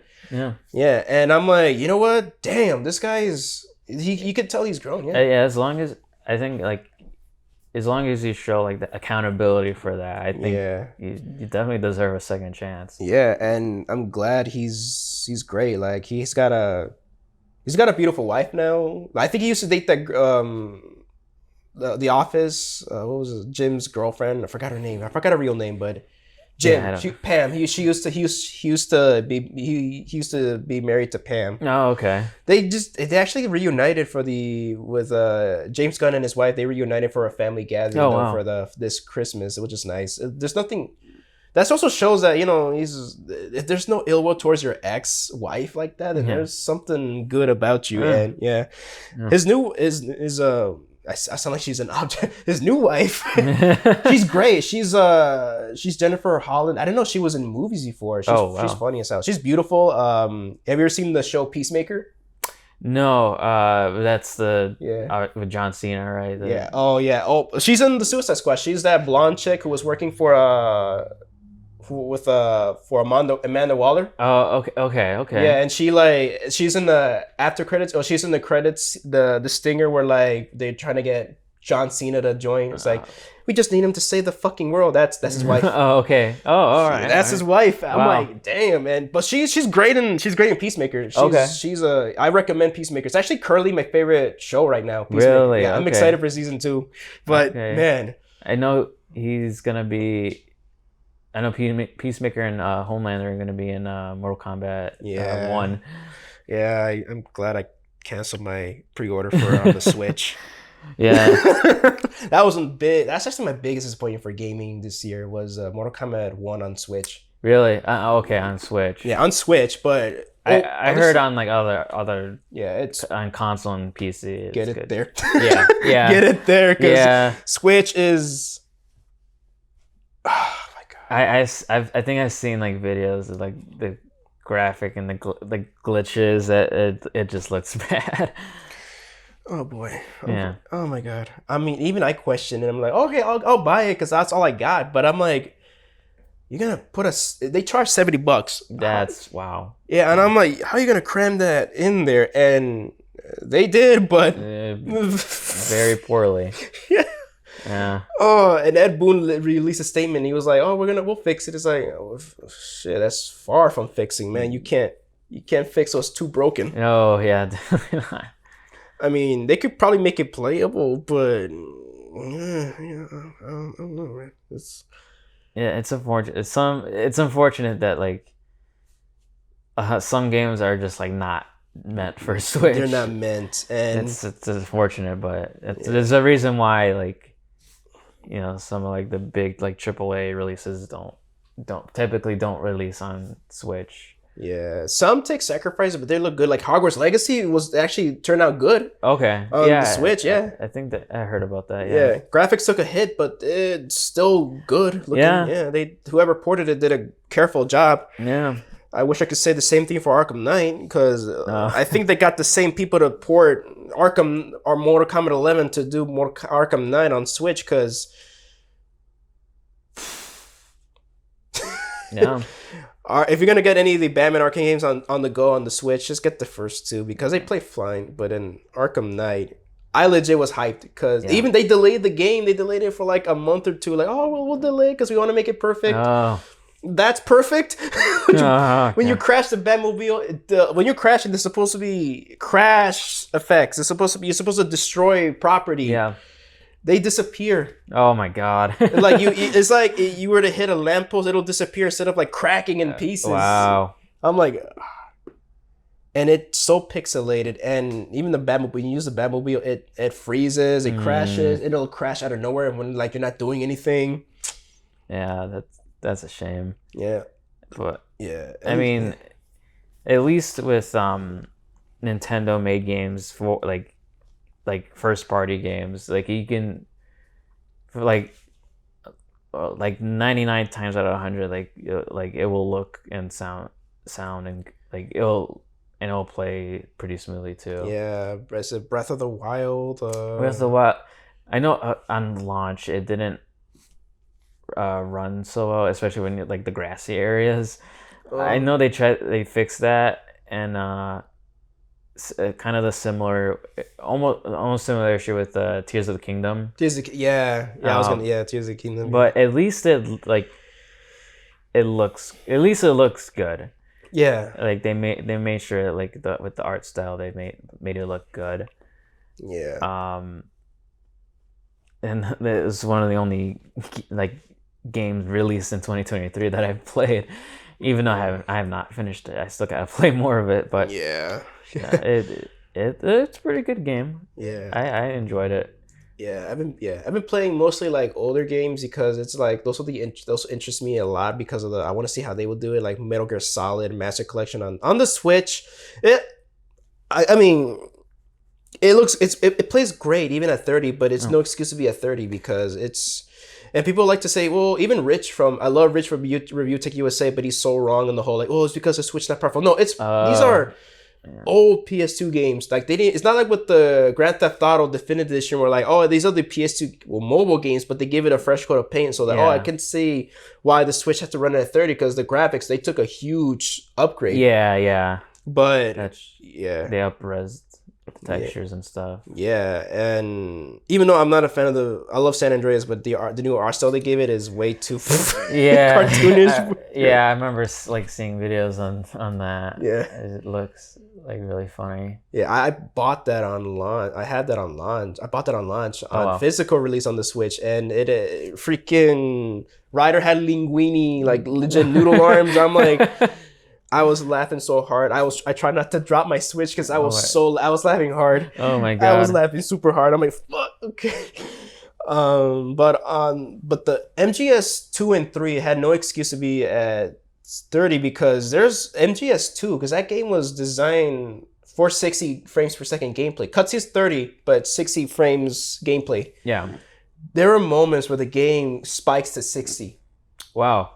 So it's I mean, so I would assume it's possible. They just didn't put the time and effort to optimize it well. Yeah, they because it's funny, because usually maybe the extra frames probably softens the image. No, it's still razor sharp image when when it spikes to 60. Oh wow. Yeah, because I squinted closely. I'm like, oh, Raiden's textures, they look just as sharp at 30. Like why?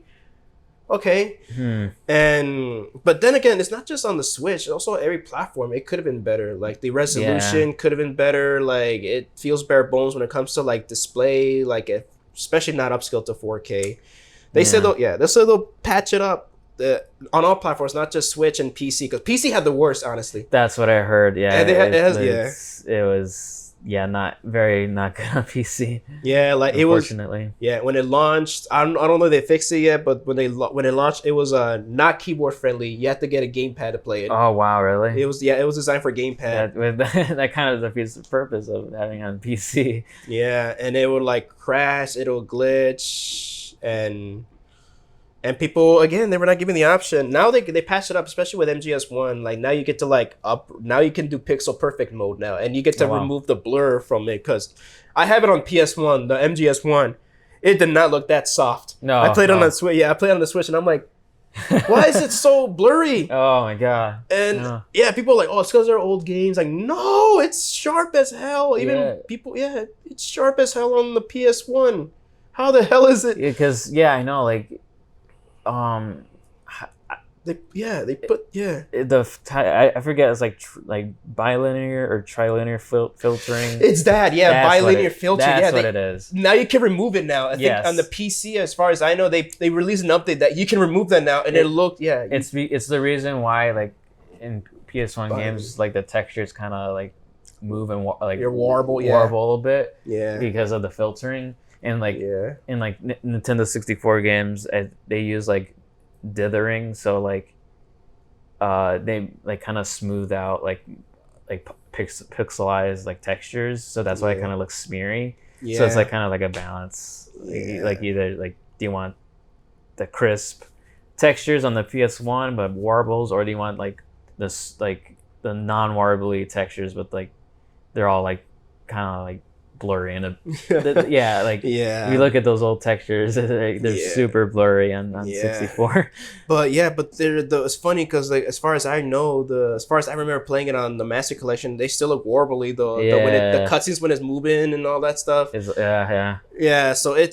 but it also destroys resolution because there are moments where you like, it's a stealth game, you gotta search your surroundings, you can't just trust the radar all the time. So like there are moments where I had to hug up against the wall, and Snake's like, there's like a cinematic like camera angle, and there's like an enemy like moving in the back, and now I can barely see the enemy because of the bilinear filtering.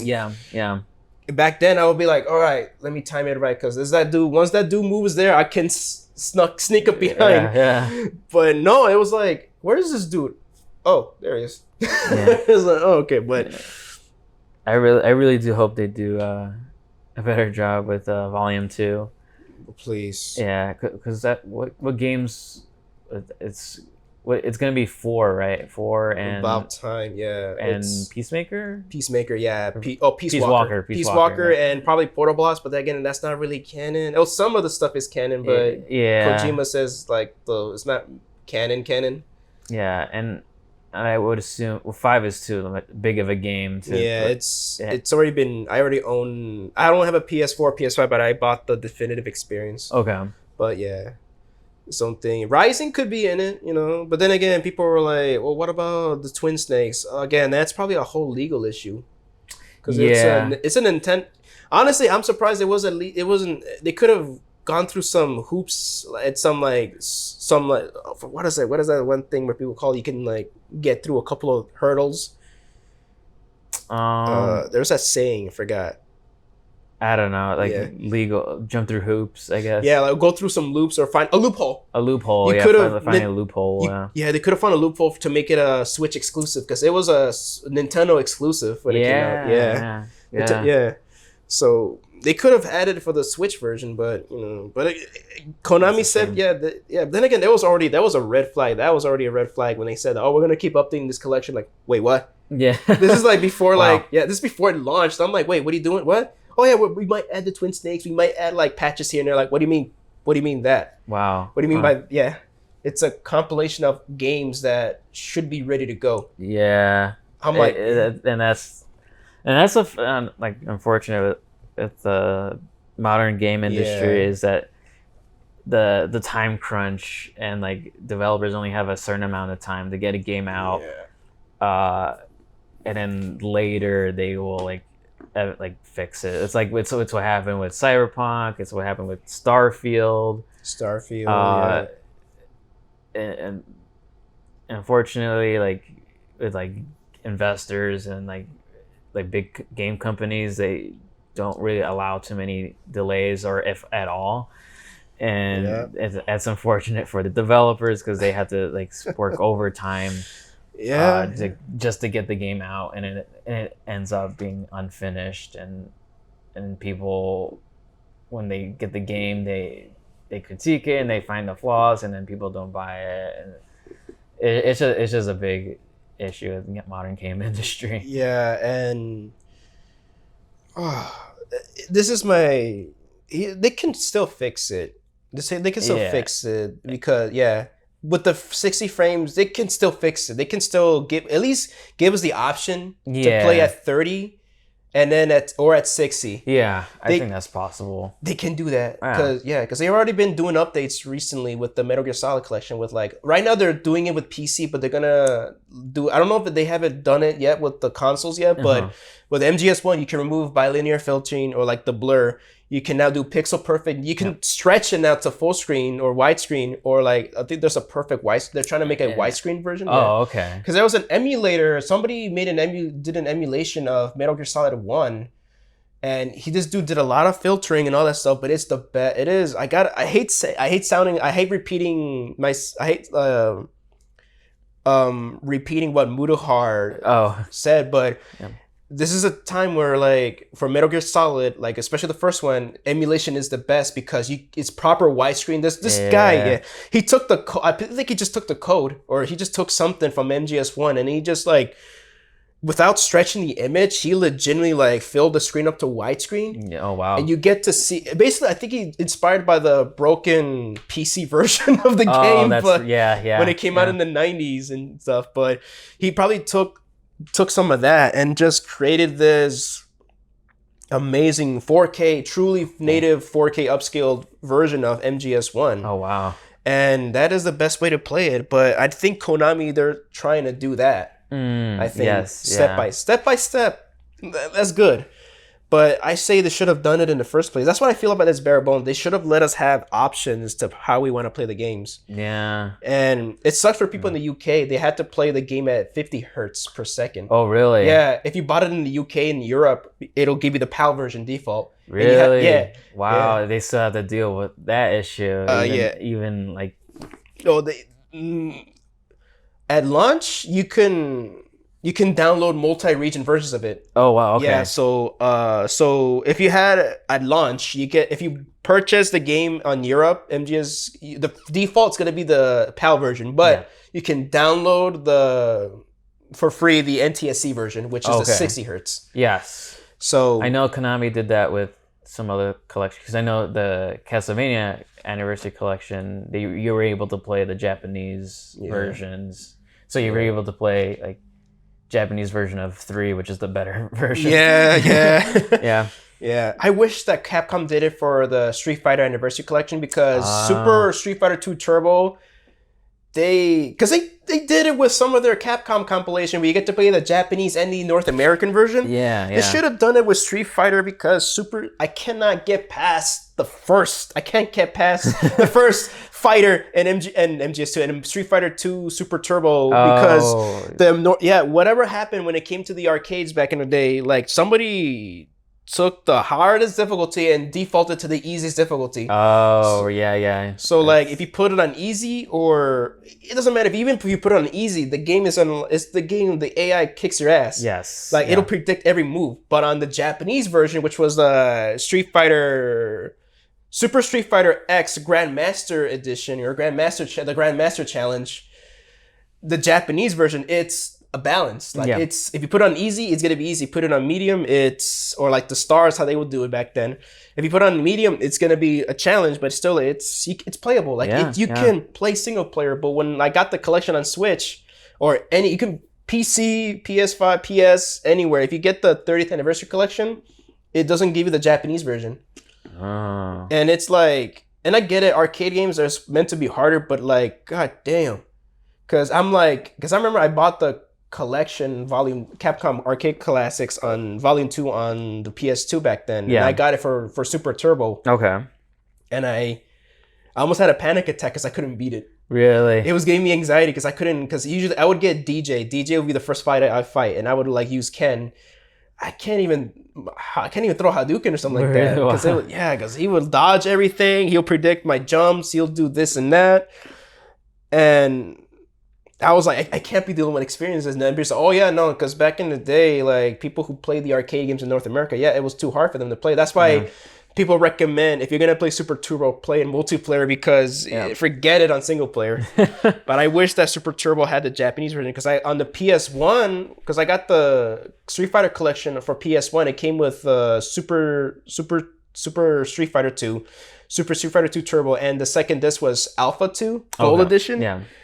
Super Turbo is the North American version, but it uses the Japanese ROM. Oh. So like it's everything's in English like the American version, but it just uses the Japanese code. Yeah. So it's the Japanese version, but with the North American titles and everything. Yeah. So it was easy for me to play that game. It was such an ease. And it was so much fun because you get to like control the speed and just experiment with things. Mm-hmm. Put in a hidden cheat code to play as Akuma or Goki in Japan. Okay, yeah. But I wish that they gave us. I just wish they give us options when it comes to compilations like this. Yeah, but it's unfortunate. But despite my grievances though, I still like the Master Collection of Metal Gear Solid. It's still like, it's not like with Definitive Edition, how like it's a bit far from what it, I mean, I like that they included like checkpoints and lines and they made the games play easier, but the graphic design and some of the glitches, it just made it unplayable, and it's like, ugh.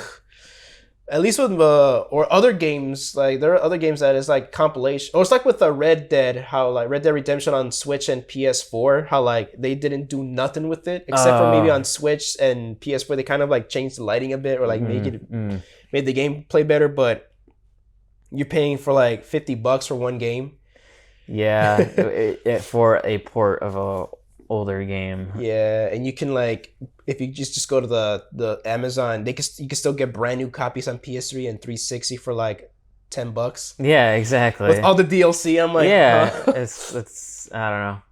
Yeah, and you get to like up-frame the frame rate on the Xbox Series, like for like and upscale to 4K. What was I? Yeah, but at least with the MGS Master Collection, you're getting 5 games actually. You're getting 7 games. Yeah. You get MGS 1, 2, and 3. And 3 is my favorite video game of all time. I hear really good things about it. Yeah, and actually I'm used to it playing at 30 because I prefer playing at 60 when I got the PS3 version, but at 30 because I'm so used to the PS2 version, that's how it was. It was at 30. So playing this at 30, it didn't bother me because I was like, that's how it was when it launched. All right, cool. It's faithful. And when it was released with Subsistence, when they released that Subsistence with the third person camera, it was at 30. Yeah. It was, so I'm used to that. Because that's why everybody that's why a lot of us fans let that one go. Mm-hmm. Because on Switch, when the ones who were getting it on Switch, it was like, we let that one go because that was how it was back then. Mm-hmm. But MGS2, no, that needs to be at 60. Yeah, that game is almost 20 plus years old, and and the Switch can do it. They can handle the game at 60. Yeah, There's nothing done to them. Yeah, there was nothing really done. They just took the HD collection from PS3 and 360 and put it on the Switch. Yeah, it was just it seemed it was just a simple port job. Like, it was actually. Yeah. It was, and wished it would have been good to get the code in and do a ground up remaster, but it's Kojima. Hideo Kojima needs to be there. You know how their relationship turned out. Yeah, unfortunately, like that falling through. Yeah, Kojima obviously has his own production company now, his own game studio. Yeah, so he's definitely not working with Konami ever again. Rightfully so. Yeah. But you get 7 games. You get MGS 1, 2, and 3. You get the MSX games in Metal Gear and Metal Gear 2. Oh, yeah. And you get the NES games, Metal Gear and Snake's Revenge. That's right. This is the first time because when it comes to the 8-bit games, I love the MSX and Metal Gear 2 Solid Snake. If you ever get the chance to play those games, they're so much fun. Yeah, I actually heard like Snake's Revenge is actually not that bad. Like even if it's an unofficial sequel, it's kind of fun in its own way. Yeah. Also, but I think out of the retro games that they like the 8-bit games, Snake, Metal Gear 2 Solid Snake is the best one. Yeah. And also, if you were play that and then play Metal Gear Solid, because Metal Gear Solid canon-wise comes after, you're gonna be like, huh, Metal Gear Solid is a remake of Metal Gear 2 Solid Snake. Yeah. Because it's so many beats, so many, like, you get Deep Throat, the guy Deep Throat, and you get you fight Metal Gear, unlike well, in the NES it's a supercomputer, but in the original game you blow up the actual Metal Gear. Yeah, the game the name Metal Gear. Yeah, is obviously named after. Yeah, and shout out to James Rolfe, Angry Bingham there for like pointing out the differences. Oh yeah. Because I remember that review. Yeah, because I legit was gonna buy it for the NES. Oh, it's Metal Gear. Yeah, same franchise. I love it's my favorite franchise. And then I saw James like, oh no. Yeah. And then, like even Kojima like considers it like not the inferior version. Yeah, and he was being polite, even though like James Rolfe did the whole it's a shit pound nod. He just wasn't faithful, but yeah. Even Kojima says like there's a different development team and they got the code, but they had to work what they got. He wasn't even supervising anything. They did it, I think, behind his back. I think. Oh, really? It's like with Snake's Revenge. They did that behind his back. That was totally like that. Like not him in any way. It's fun. Yeah, no, and because of Snake's Revenge, we got Metal Gear 2. Yeah, because the story goes is that this is from Hideo Kojima's own mouth. He said, I was in the subway heading home from work or something. I was heading home, and then a fan came up to me, or somebody like he knew, or like somebody came up to me and says like, hey, I didn't know you guys were making a Metal Gear 2. Like, huh? Like, yeah, Konami just made Snakes in the US or something. Like, they made a Metal Gear 2, Snake's Revenge. Wow. And he was like, oh no, what the hell? Oh wow. And then he was like, oh hell no, I'm making my own. No. Yeah. And he got to work with Metal Gear 2. Like, no, this is the one to. Yeah. Wow. I think that one did piss him off though. I think that was the one that pissed him off. I mean, I don't blame him at all. Like if someone like made a sequel to like something that I worked on without me knowing, like that would piss me off. Yeah, and it's like, you know, it's different when like, oh, because a movie studio, technically you're still working with the studio. They in a way own your movie. It's your movie, but it's not really yours. They own it because they're the ones financing it and stuff. Yeah. So they can make a sequel without your permission if they want to. Yeah, that's true. At least they let you know right there with the contracts. But with Konami, they legit were like, they didn't say nothing. They were like, hey, let's just and wow, it just goes to show like how shady of a company even back then Konami was. Like they were making good games, but like they do not treat their creators respectfully. Yeah, no, they didn't know. Yeah, that's unfortunately, and now it's just pachinko machines and like collections. I legit was about to mention that because I got furious when they released the Metal Gear Solid Snake Eater pachinko machine, because I legit thought they were gonna do a remake. I'm like, oh, without Kojima, but then again, hopefully he's got his blessing or something. And I got excited. I was, oh man, everything looks great. Like Big Boss looks so cool. The boss fights look great. And then the camera pans back and it's a pachinko machine. I'm like, oh yeah. I got hella mad. Well, now they're doing the remake of Snake Eater, which now I'm worried. And I mean, it looks amazing. It looks really nice. From the Xbox showcase show that they did, the one what they were showing, I'm like, it looks amazing. Like it's crazy to see like how graphics have advanced that far. Yeah, it's crazy. Yeah, I legit was like, at first I didn't believe the rumors and stuff like that, but then I was at AMC. I was on the job, on the clock, concessions. Yeah. And I was watching some showcases, and then that trailer popped. Mm-hmm. I screamed. Well, I was about to scream, but man, I was like, oh my god! And then they sweetened the trailer with the Master Collection. I'm like, oh, before you want to play the remake, you can play the original soon. Right? Yeah. But I'd say I'm worried about Delta. The Metal Gear Delta or Snake Eater, I'm worried because of how the Master Collection turned out. And I'm like, what is that going to tell for the remake? Yeah, who knows? Because this is not a remaster or anything. They're using, I believe they're going to use the gameplay style of 5 and put it in there. The Fox engine, right? Yeah, the Fox. I think they can't call it that no more. Oh, because that's that's his logo now, right? Yeah, that's his logo. And also, I think Kojima I think he discontinued the Fox engine. Oh wow! So it's the Unreal, the newest, latest Unreal engine. Okay. That's what they're using. But still, it looks like the Fox engine though. Yeah. It looks like it's trying to homage the Fox engine because I noticed the texture. Wow, this looks like MGS5 textures a bit, but the gameplay though, like they're gonna probably use the Fox engine or inspired by Fox engine because I mean, despite some of my critiques of MGS5, that's the gameplay wise best Metal Gear game. Yeah, I hear like 2 and 3, especially 3 is the best Metal Gear. Yeah, 2 I played it. Yeah, because the Master Collection on my Switch, I've been playing those games recently. 2 aged like the finest wine. Yes. Yeah. Especially like I know some things about it, like especially like when it deals like with like AI and like social media, advancement of the internet and like war and the whole censorship of the media. Yeah. Because I was playing it like before you fight the final boss, like the Patriots are like an AI that control everything. And they legit. How the fuck did Kojima? I don't think he knew if he was predicting anything. I'm pretty sure it was all coincidence. But but I think it's just like a case of like life imitating art. Yeah, it was just insane. This is way before any of this could happen. Yeah, that's kind of scary. Like pieces of media, like when intentionally or not, like predict what happens. Yeah, and I was just having a couple cold beers, and then when I'm like feeling good like that, I kind of like get into things a bit more. Yeah. And then I was just like, I got scared. Like I was like, holy shit. Yeah.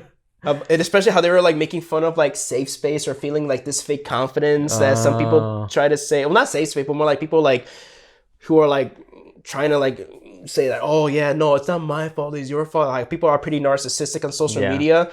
They mentioned that. I'm like, oh fuck.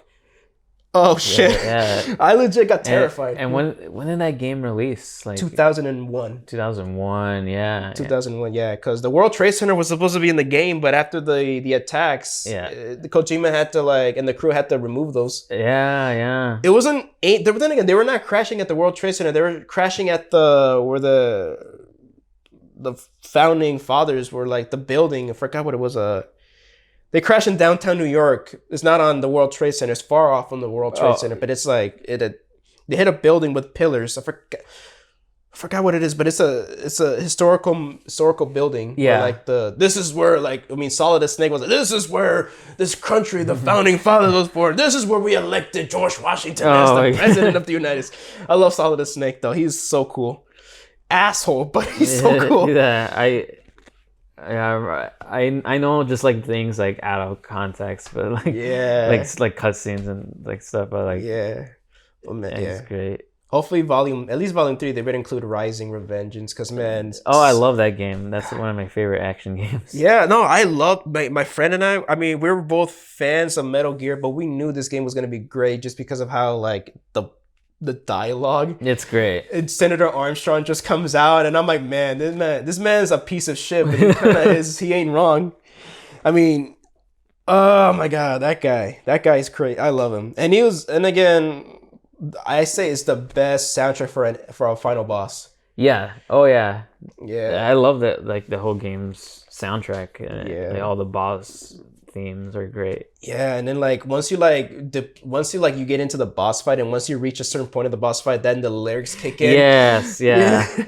I remember when fighting the song "On My Own Master." Now, when you're fighting Wolf, that guitar solo plays before the lyrics kick in. I'm like, oh shit, yeah, because I think I listened to the soundtrack, just a regular soundtrack mix, but then when you play the game, it hits different. That's why now every time I listen to the Metal Gear Rising soundtrack, I had to listen to the Platinum mix, which is the game version of it, like the lyrics and everything, but you gotta like it's instrumental, but then the second verse, that's when the lyrics kick in.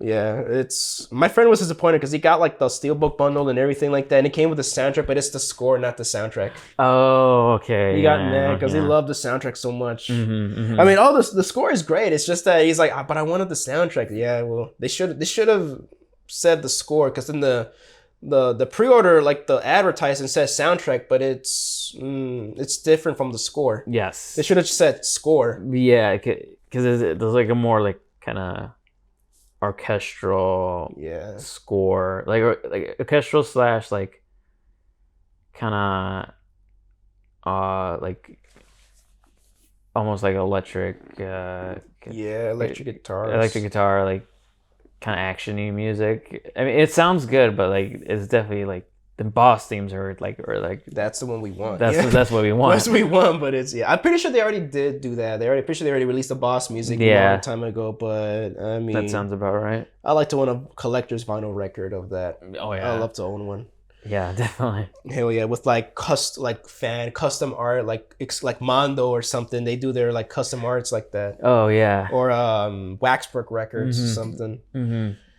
But yeah, no, I can't wait for them to do Rising. They're gonna do Rising. It's not like with Arkham Origins, how like not that they're trying to bury that game, but Batman Arkham Origins, they'll release it. It's just that it wasn't part of the Arkham trilogy on Switch because it was done by Warner Brothers Montreal, not Rocksteady. Yeah.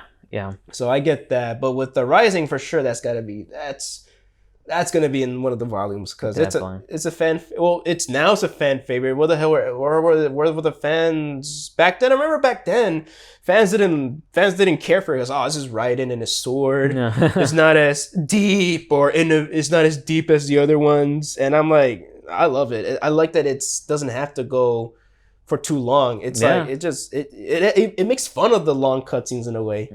Yeah, it makes fun of that. Yeah, and the stealth mechanics, it's optional. You get extra points if you're stealthy, but why do that? Yeah, you could just go in and like just slice and kill it at like any time. Yeah, I have a lot of fun because I'm so used to the stealth mechanics, but I like to like be go stealthy sometimes, but.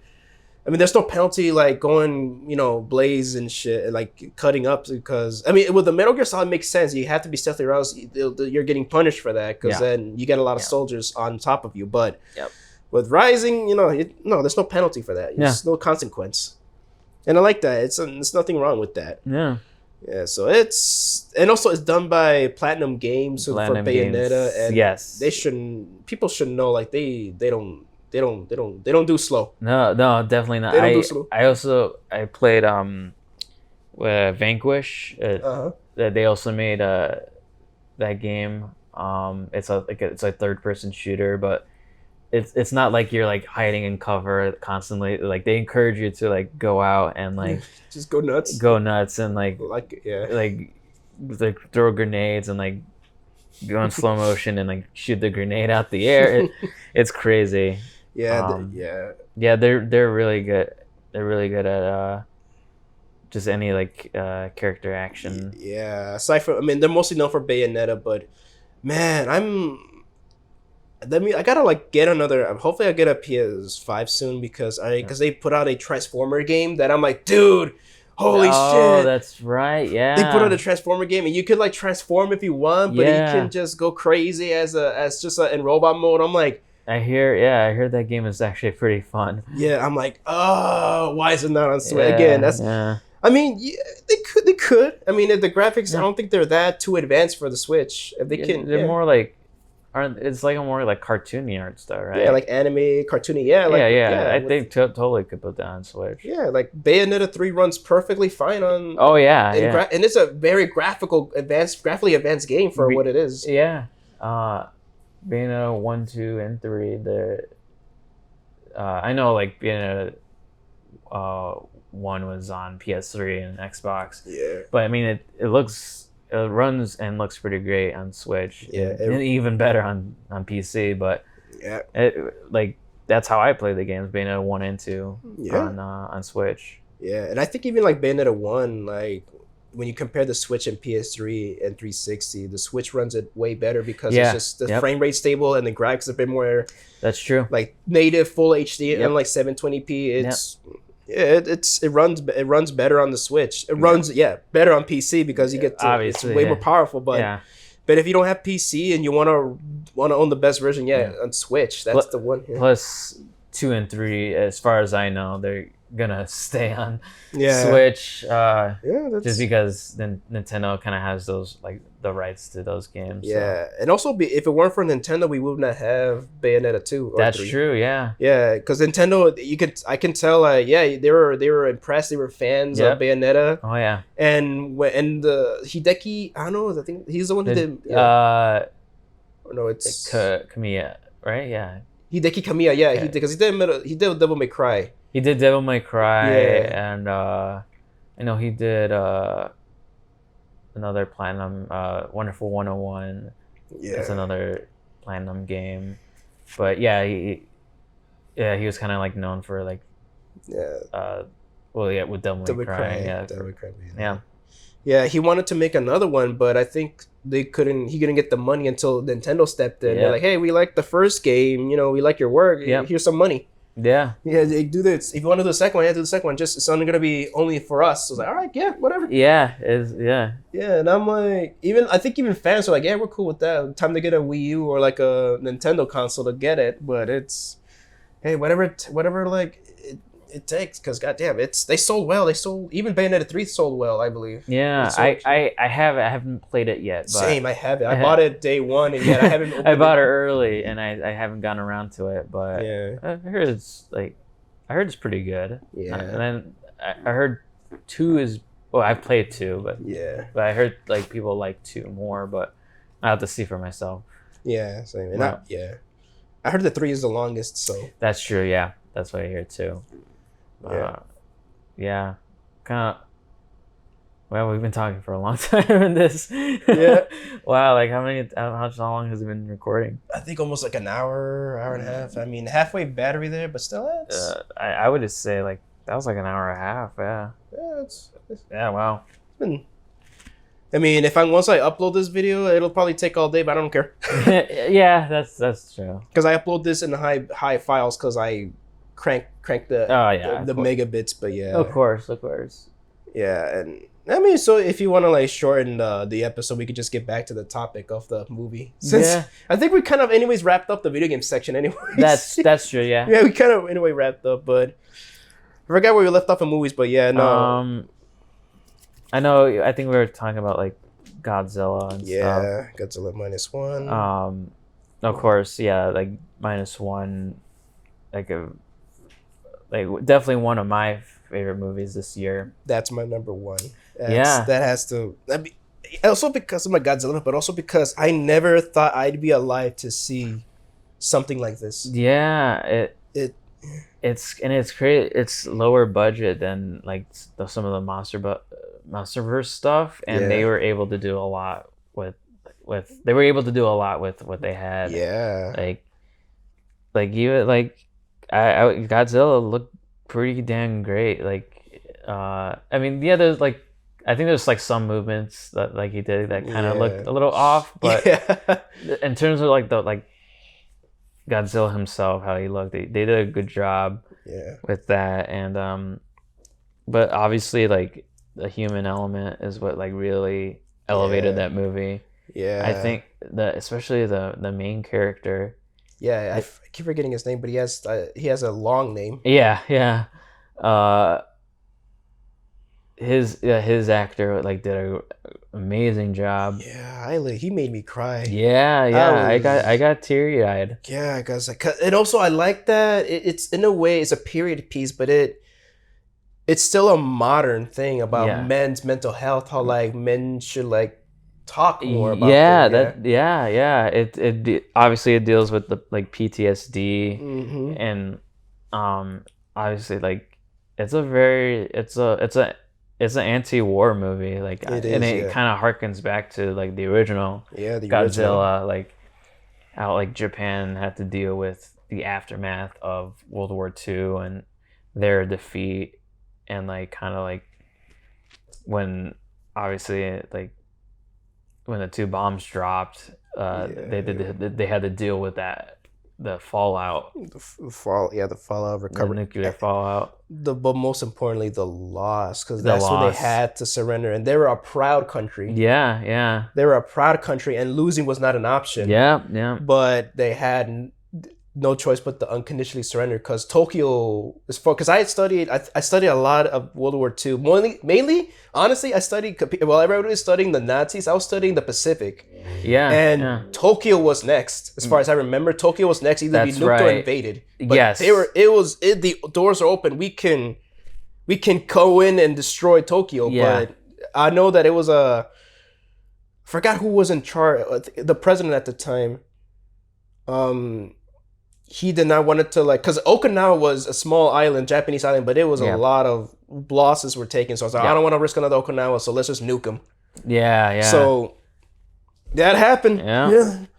And Nagasaki, there was less lives, a bigger bomb, but less lives because they barely missed Nagasaki, the target. So they hit like a train track, and then when they were supposed to be aiming for the city. Mm-hmm. But yeah, Tokyo was gonna be next if they didn't surrender. Yeah. It's rough. I like how they deal with that, like how like they said, like, oh, it would have been for the main character, like the people say like you should have died for your country. Yeah. But like if he died, then it would have been in vain anyway, because because Japan was defeated, and like that's interesting, like the reason, like why he lived and eventually wanted to live, and so he could like redeem himself. And like, as to say, like, I can still fight and live and while serving my country.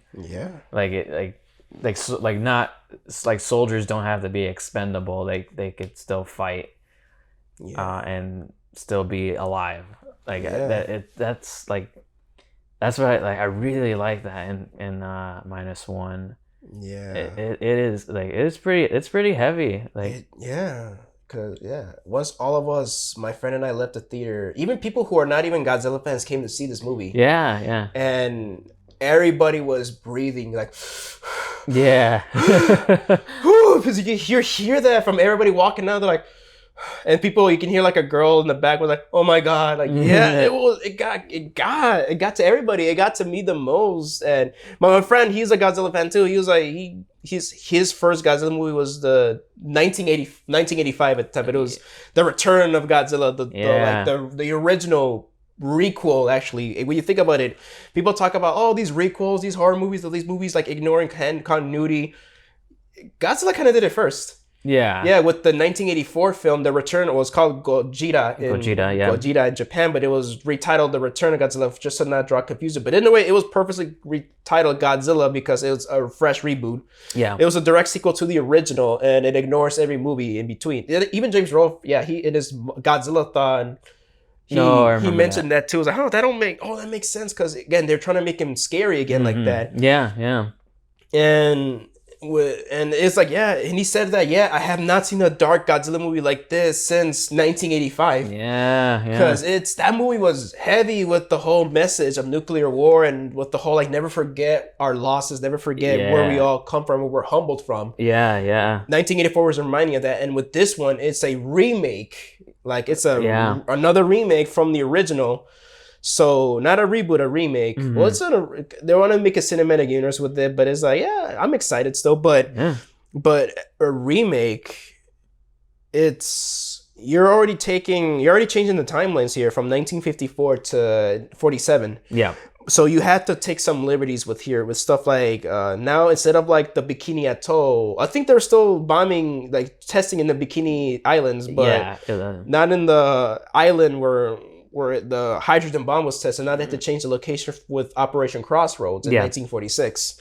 So they had to move. Again, right away, I already fell in love with this movie from the first frame. It was just like a first-person view of the plane landing. You just see it like swoop by. And I'm a sucker for camera angles like that. But I legit got giddy. I tried out in the theater when it said Odo Island. I'm like, Odo Island from the original. Yeah. Odo Island. They brought back Odo Island. I'm like, cause man, they mentioned it in Shin Godzilla, like, oh, from Odo Island Legends. That's right. That's right. But I'm like, I want to see a modern Odo Island, and they use that as an air base for fuel for Kamizaki. Kamizaki planes, and I'm like, holy shit. What if like Godzilla does show up here, and he does, and he's a tiny version of himself, and I'm like, this is so faithful, so respectful, because from the lore of him, he was an ordinary hidden dinosaur, hidden like a Jurassic period monster, and then he got mutated by the irradiation, and that's how like he comes out with like burning scars all around him. Yeah. And here he's like they take that same lore, but like he's a tiny one, like he's actually on land, not a hidden creature. Yes. And he deep sea fish, like in the original, it parallels with the original, how like a lot of like they would lose fish back in the day because of Gojira, like Godzilla, you know, this and that. But this Godzilla, he was just being an animal, and the main character could have killed him. He could have killed him, but again, it's just that he still, I feel like his shame got to him good. Yeah. And he didn't think he can kill him. Because, I failed as a kamikaze pilot. What honor can I bring to killing this guy? It's and he kind of like seen like, well, like their weapons were almost like entirely like ineffective. So even if he did shoot, like it would have done nothing, and he would probably died. Yeah, and I would say that he could have killed him in a way, because Godzilla is not invincible here. Yeah, that's actually because he's in an earlier like stage of his evolution. Yeah, so even when he's mutated, he's like, you can kill him. You can kill this guy. Obviously, like in the ending, when they launch the bomb into his mouth, his head explodes and he crumbles down. Yeah, and he doesn't get his chance to fire his breath, but he slowly regenerates in that little ending. The ending, and of course with I think Noriko. You see that black spot on the back of her neck. Yeah, I didn't know she's like gonna be mutated like that, but somebody brought up because I kind of get it, but not really. But then again, somebody brought up a thing that maybe she gained some of Godzilla's abilities by healing. That's why she looks a bit too well from that blast. That's what I was thinking. Like, what if something in Godzilla's DNA, like there's healing abilities for people, not just for himself. Yeah, I think I think the ending's kind of like left ambiguous, like as if like, will she mutate, or will she like live and like heal fast, like who knows, it's kind of like it's a very like bittersweet ending. It's such a good, and I'm glad it's a happy ending. Definitely for the most part, like at the very least he lives as long and like he gets to like raise like his surrogate daughter and his and he actually like, and his a girl, the woman that he legit loves, low-key he loved her, but it's just like he, again, his self-esteem got in the way. But then I've been there. I identify with him so much because I've been there so much. I've been in that situation. And last year I've learned to love myself and all that stuff, but that was a long time. That took a long time for me to get that. And he's just so identifiable. I think even women can identify with him too, because it's like when you make a character like very like identifiable for everybody, it's like you have something. And no, I just love the Takashi Yamazaki. I think that's the director's name. I know his last name is Yamazaki. Yamazaki. I don't know. I want to ask him, like, how long did it took you to write this script? Because I definitely do want him to do another Godzilla movie, or I would be curious to like other movies he makes too.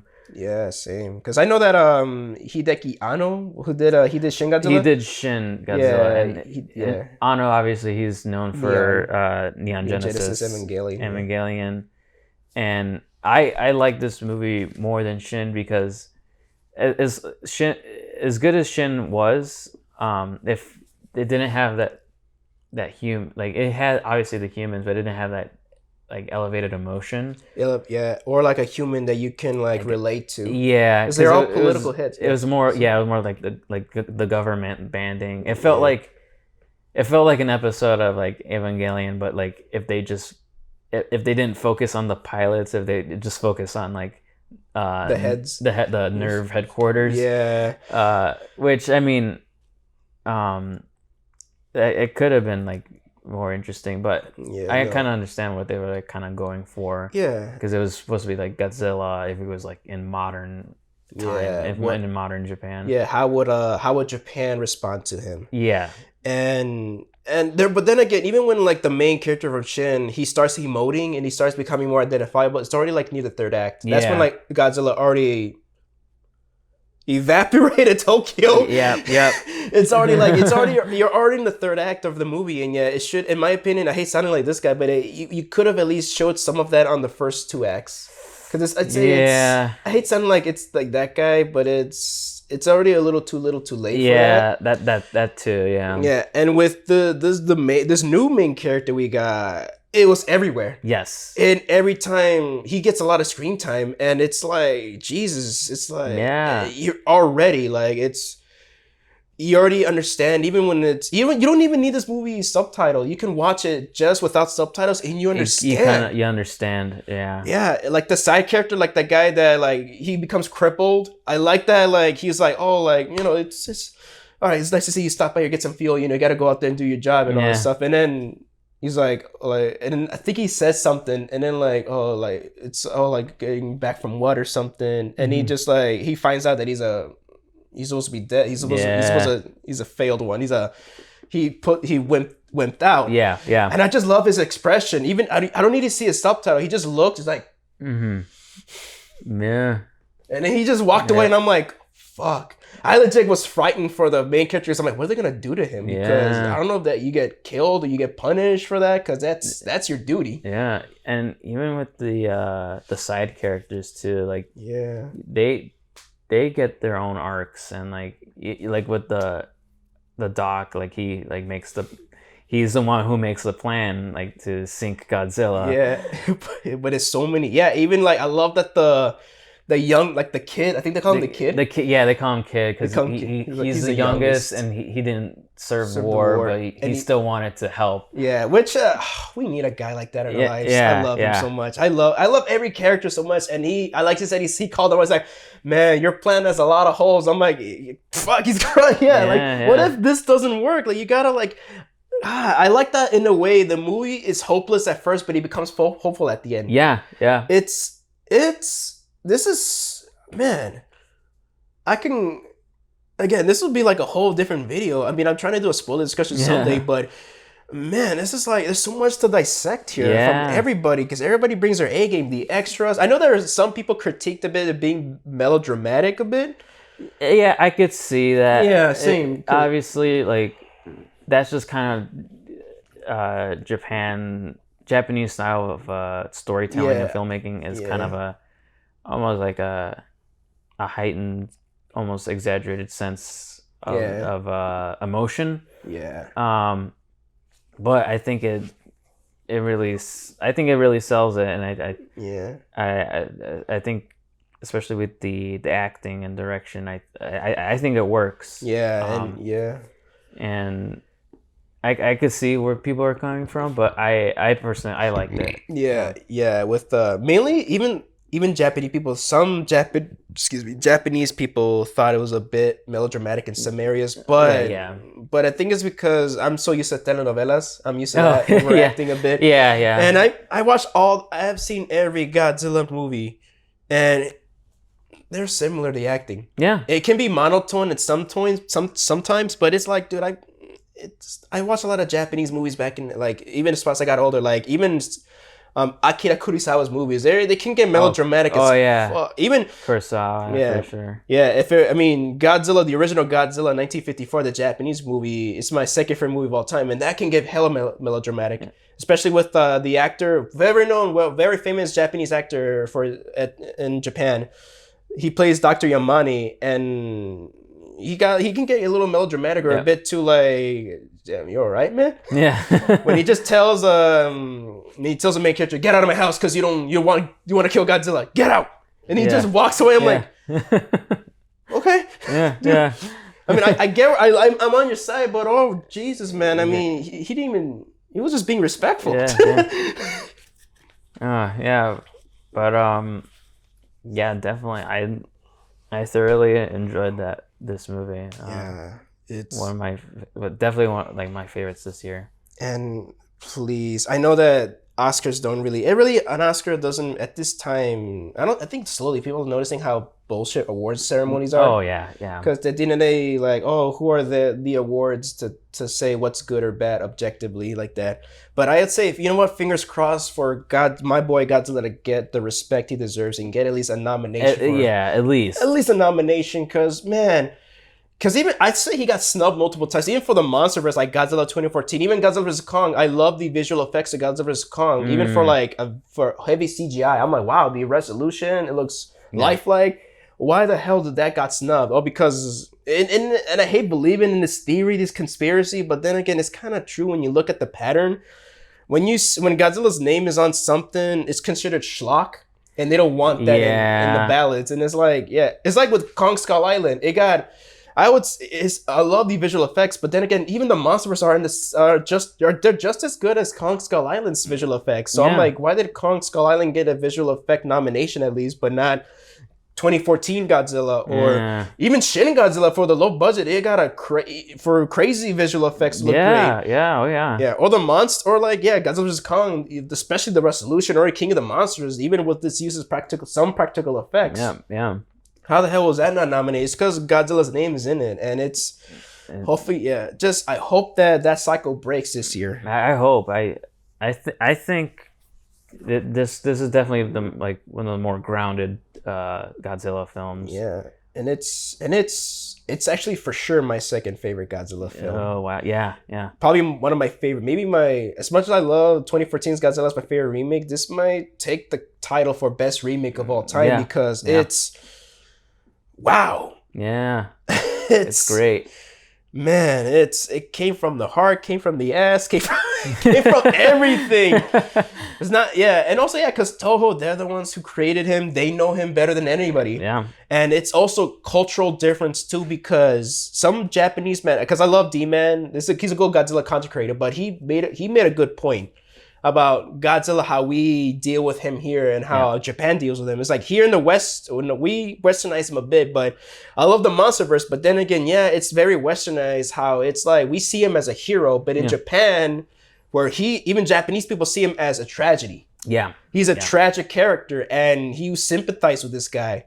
And he is a hero. They also made him a hero in Japan, but he originated as a tragedy. Yeah. And as much as I love the 2014 Godzilla and how he's more of a anti-hero as an animal and is very akin to the original Godzilla in 1954, he's still considered a hero. Very westernized hero. Because obviously he's the one who kills the Mutos. Mutos at the end. And, They could have also maybe make him a bad guy, in the Heisei, make him a bad guy sort of, but he still saves the day. But I'm just Godzilla, leave me the hell alone. But they topped it with people cheering for him at the end of the movie, and he has this nice curtain call at the end, which is, I love that. I still love that movie. I love it so much. I think it's slowly getting appreciated over the years now. Especially now with some of the toxic fan bases are like, I wish it was grounded like that. But then again, I'm like, Jesus Christ. I mean, I'd say I'm happy with the MonsterVerse, and I'm happy with -1. We can have both. I think so. Yeah, I agree. Yeah, and it looks like fun. The new one coming up looks fun, but I'm just happy we have Godzilla -1. I'm glad this happened. Yes. And unfortunately, it did create this whole split now with the fan base. Yeah. Because of the whole we want more of this, or you see, this is why this and that, blah blah. I'm like, look, I love Godzilla. I love any Godzilla. It's this Godzilla -1. It's some of the most special ones, but I would still lump it with all the great Godzillas out there because I want to say it's just as special, but this is just somehow about it. It just makes it extra. But for sure, top 3 Godzilla films I've ever seen in my whole life. Yes. So it's for sure number 2. You know what? I would say top 3. It'll be the original, -1, and 2014 probably. Okay. Yeah. Because 2014, I followed the production on that movie. Yeah. It was a journey. Yeah. It was from 2009 when they announced they got from the guys who brought you the Dark Knight trilogy, we're getting Godzilla. Oh, and that's right. Yeah. It was announced for years ago. And then, before it came out. And in 2010 they released. I didn't see it until later throughout the years, but they released the concept teaser. Mm-hmm. Yeah. And they announced the director, they announced the actors, they have announced why they're doing this. Their Legendary was passionate about this, and they were nervous. There was terror. You can tell they were nervous, and especially Gareth Edwards. The pressure's on him. Even on the shooting location, when he went to Vancouver, Canada, to shoot some of the scenes, and a lot of people are asking, "Oh, what movie you're making? Godzilla?" And they're like, "Don't fuck it up." Everybody was like, "Don't fuck this one up." Yeah. Because they did it, and also it was a lot of pressure because of the Roland Emmerich's version of it. Yeah. Because it was a lot. As a movie itself, it's fine. I softened to it. I mean, it is my first Godzilla film I've ever seen because I thought it was Godzilla 2000, but no, it was that 1998 American version. Yeah, because I was I got introduced to Godzilla from the trailer on TV, Godzilla 2000, and I was begging my dad to take me, and he never did. And I missed out on the anniversary screening last year. This year's the anniversary for 2000 because it came out in 1999. Oh, okay, yeah. But they had a screening for it in Japanese. I'm like, oh, this is better. I want to see it. I can see it in Japanese. I mean, I had the Japanese on Blu-ray, but I'm like, I want to see it on the big screen because it hits different. I want to see it both dubbed and in Japanese, and I missed out on it because it was a one night only event, and but I never got a chance to see it. Hopefully, I'll get another chance maybe this year if they put it out, but. I never got a chance to see it, so then I went to Walmart the same weekend the commercials were dropping up.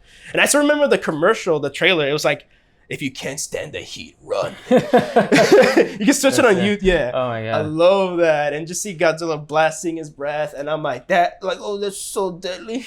Only play, that's so deadly. I was like, wow, a dinosaur that breathes fire. Yeah. I want that. I was like, Daddy, take me. Yeah. And I think my dad was like, you want to see Godzilla? Because my dad knew about Godzilla. I was like, you want to see Godzilla? I was like, wow. He didn't say yeah. He was just like, Wow. And then Walmart that same weekend, there was I went to the VHS section. They had a lot of this is Godzilla VHS tape. I still have it downstairs this very day. I might show it on my belated anniversary review of the 1998. But there was this VHS tape of that said Godzilla, and I legit got excited because I thought I thought it was in theaters. They have it now. I can get it now. and then I grabbed it and then I showed it to my dad. Can I get this? All right, yeah, sure. And then I looked at the back and I'm like, oh, he looks different, but all right. Wow. I was a little disappointed when I saw it. I loved it as a kid, but I was still disappointed. Oh, he doesn't breathe his fire like in the TV. And he kind of does it in the movies. It's a breath thing. Yeah. But it's like a gas, but. And then I'm like, oh, he dies. Oh, but so then once I actually saw Godzilla 2000 finally on a video store, I rented it. I expected him to die, and he didn't die. Wow. But he fought a creature. He fought a monster. I'm like, oh, that is cool. Yeah. That is so cool. I didn't know he fought creatures. And then honestly, the Orga, the one that he fights in that movie, he scared me. Oh, okay. Because he looked a little scary sometimes in some shots, Godzilla and Godzilla 2000 with his alligator look. Mm-hmm. But then he started looking cuter compared to Orga when he was charging. I'm like, oh, he look hella normal compared to Orga because Orga freaked me out as a kid a bit. But I love Orga. They need to bring him back, hopefully someday. Bring back those old kaijus they haven't really brought back in a while. Huh? Yeah, I know they can bring it with the Monarch show. People are saying Destroya because Destroya. Something happens in King of the Monsters, and they're like, oh, see, they can bring Destroya in there. It's like, well, I love Destroya, but I hate to say this, I'm gonna look straight in the camera. He's a bit overrated. I love him. He's cool, but he's not as powerful as fans make him out to be. Even James Rolfe, the Angry Video Game Nerd, I'm gonna bring him up again. he called it out too. Yeah. Oh yeah. Yeah, he called it out that Destroyers he gets his ass kicked by the military. Yeah. that's So true. you know a kaiju's not strong when you get your ass kicked by the military. Yeah. It's the rules is he's gotta be defeated or killed by another kaiju. Yeah, that's what makes it. Because like if you get killed by the military, you just killed by humans, and like they're like another kaiju. It makes it like more like on equal plane. Exactly, and Destroyer, you know, and also Godzilla still kicked his ass while Godzilla was dying. Yeah. He was dying of the too much radiation, and he was having a meltdown, and he was melting. And he still kicked his ass. I'm like, even when Destroyer was bigger than him and he was legit fully powered up, and yet he still got his ass kicked. So I'm like, this is the guy that you want Godzilla to die. Yeah. Like, if you want to kill Godzilla, this is the guy you want them to use to kill him. Mm-hmm. No. People are saying, oh, he's like it's like Superman has his doomsday. Yeah, this is Destroyer to Godzilla. No, he ain't. You know who was his doomsday? King Ghidorah. Yeah, of course. He is modern. Nothing can kill him except for another kaiju. Yeah. And even Godzilla struggles with him. So and there's a reason why Ghidorah is one of the more popular kaijus. He's more than his doomsday. Ghidorah is the Joker to Godzilla, like how Batman and Joker. That's why you see the memes, even for King of the Monsters, Godzilla King of the Monsters from the Monsterverse. They're like, we're bound to do this forever. Yeah. They show like every single fight they've ever had. Yep. So, and even including the new, like their last fight, and it's if I want to have another kaiju for him to die on, it's King Ghidorah. But then again, contractually, you cannot kill him, and only if anybody's gonna kill him, is Toho, because he's died before. Aside from Destroyer, but he dies from a meltdown. And the original, he dies. Yep. But it's from a weapon that was crafted with consequence. Yes. It was not meant. It was people could be like, oh, so he was killed by humans in the first thing. Yeah, but it was a weapon specifically made as another atom bomb. Yeah. The oxygen destroyer. Yep. It was because it was even in Destroyer, they call back to that. If the oxygen destroyer was used on land, Tokyo would have been a graveyard by then. It would have been. You cannot recover from that. Nope. So the oxygen destroyer was like, it's a man-made weapon, and Dr. Sarazawa invented it, but like at a cost of everything. He had to sacrifice himself for nobody can get their hands on this thing. It's a weapon of mass destruction. So Godzilla has been killed by humans before, but it was not easy. Yep. It's not like with 1998, he gets shot by missiles because he got his ass stuck in the Brooklyn Bridge. Yeah. Oh my god.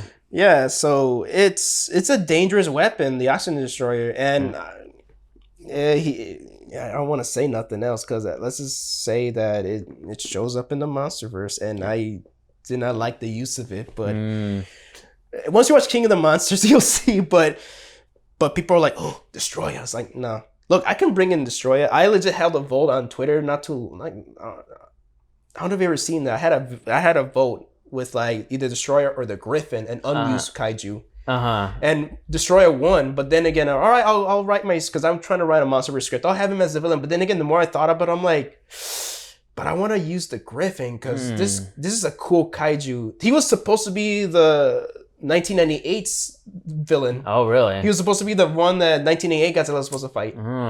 But this was way before. So this is before Roland Emmerich stepped in. Oh, battery's on. Let me see. Oh, I still got. It'll let me know. It'll beep. Okay. Then again, I think we're almost wrapping up or something. Yeah. And just any like honorable mentions. Megan. I was about to mention Megan. Okay. Megan. I heard like it has a bit of a fan base. Yeah, I bought the Blu-ray. Okay, it looks pretty fun. I still gotta watch it. Yeah, or else I could charge the battery for a bit or something. Yeah, I think we could wrap up for this. Yeah. Yeah. Also, so maybe that Godzilla story will be for another time because that's interesting. Yeah. And you know what? It's better if I do it as a podcast together rather than like a episode of my own because I like to hear. I like to hear. Yeah, it's a lot to cover, but -1, my favorite movie of the year. Yes. And I don't know, mentions Megan. I was about to mention a surprise too. Leo. Adam Sandler's Leo on Netflix. Oh, I heard actually pretty good things about that. It's what 8 Crazy Nights should have been. Wow. I mean, I have a soft spot for 8 Crazy Nights, but goddamn, Wow. Whitey. You scratching on my floor. You go to see. Oh my god. I'm sorry, my Jewish people out there. I'm sorry, this is your only Hanukkah movie. 8 Crazy. It's unfortunate. I remember me and my friends watched that, and we just couldn't. Like, we had to put on a different movie. I feel you. I mean, I could watch it because I saw it as a kid. Yeah. And I would rent it a lot, but goddamn, if people hate this movie, I don't blame you, man. Yeah. I really don't, because holy shit. I can sit through it because, I mean, I can get past some of the cringe, but fuck. Goddamn. Yeah. I understand. Goddamn. Yeah. God fucking damn. It could be another video too. Just like discussing 8 Crazy Nights. Like just some maybe childhood movies that a lot of people hate but we enjoy.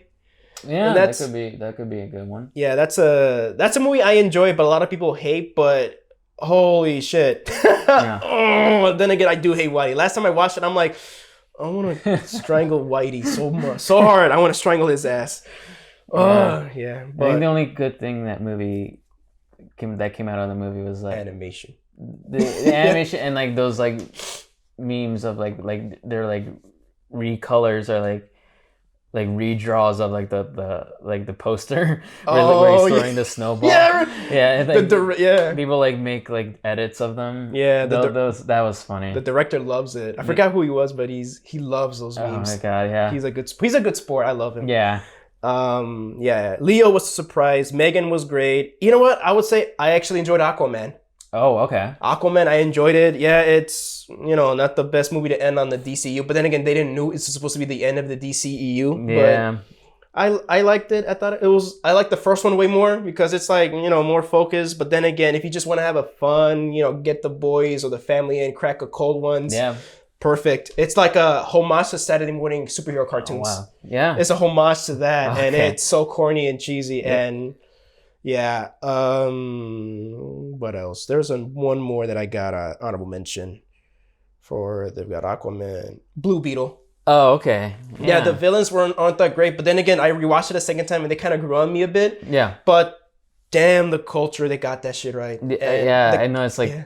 Like Mexican culture. Yeah, people like you and me who are Chicanos and Chicano. Stuff. Chicanos. Yeah. It understands us. And also, Xolo Maridueña, man, what a great lead. I know that, it doesn't do anything special with the superhero genre, but he carries this movie. And even George Lopez, even the families, they carry, the characters will carry this movie, actually. I know that song, Nada Personal, that song got stuck in my head for a little bit. It's a good song. Yeah. I only know that like that's the only thing I know from it is the song, but my personal honorable mentions. Talk to Me was a very, very, very good horror movie. It was made by like Raka. Yeah, the Australian YouTubers. Yeah. Those. I'm trying to get the bonus disc exclusive. Yeah. Great. And I know they're gonna do a sequel to that. And I'm looking forward to that. Yeah, that's a good one.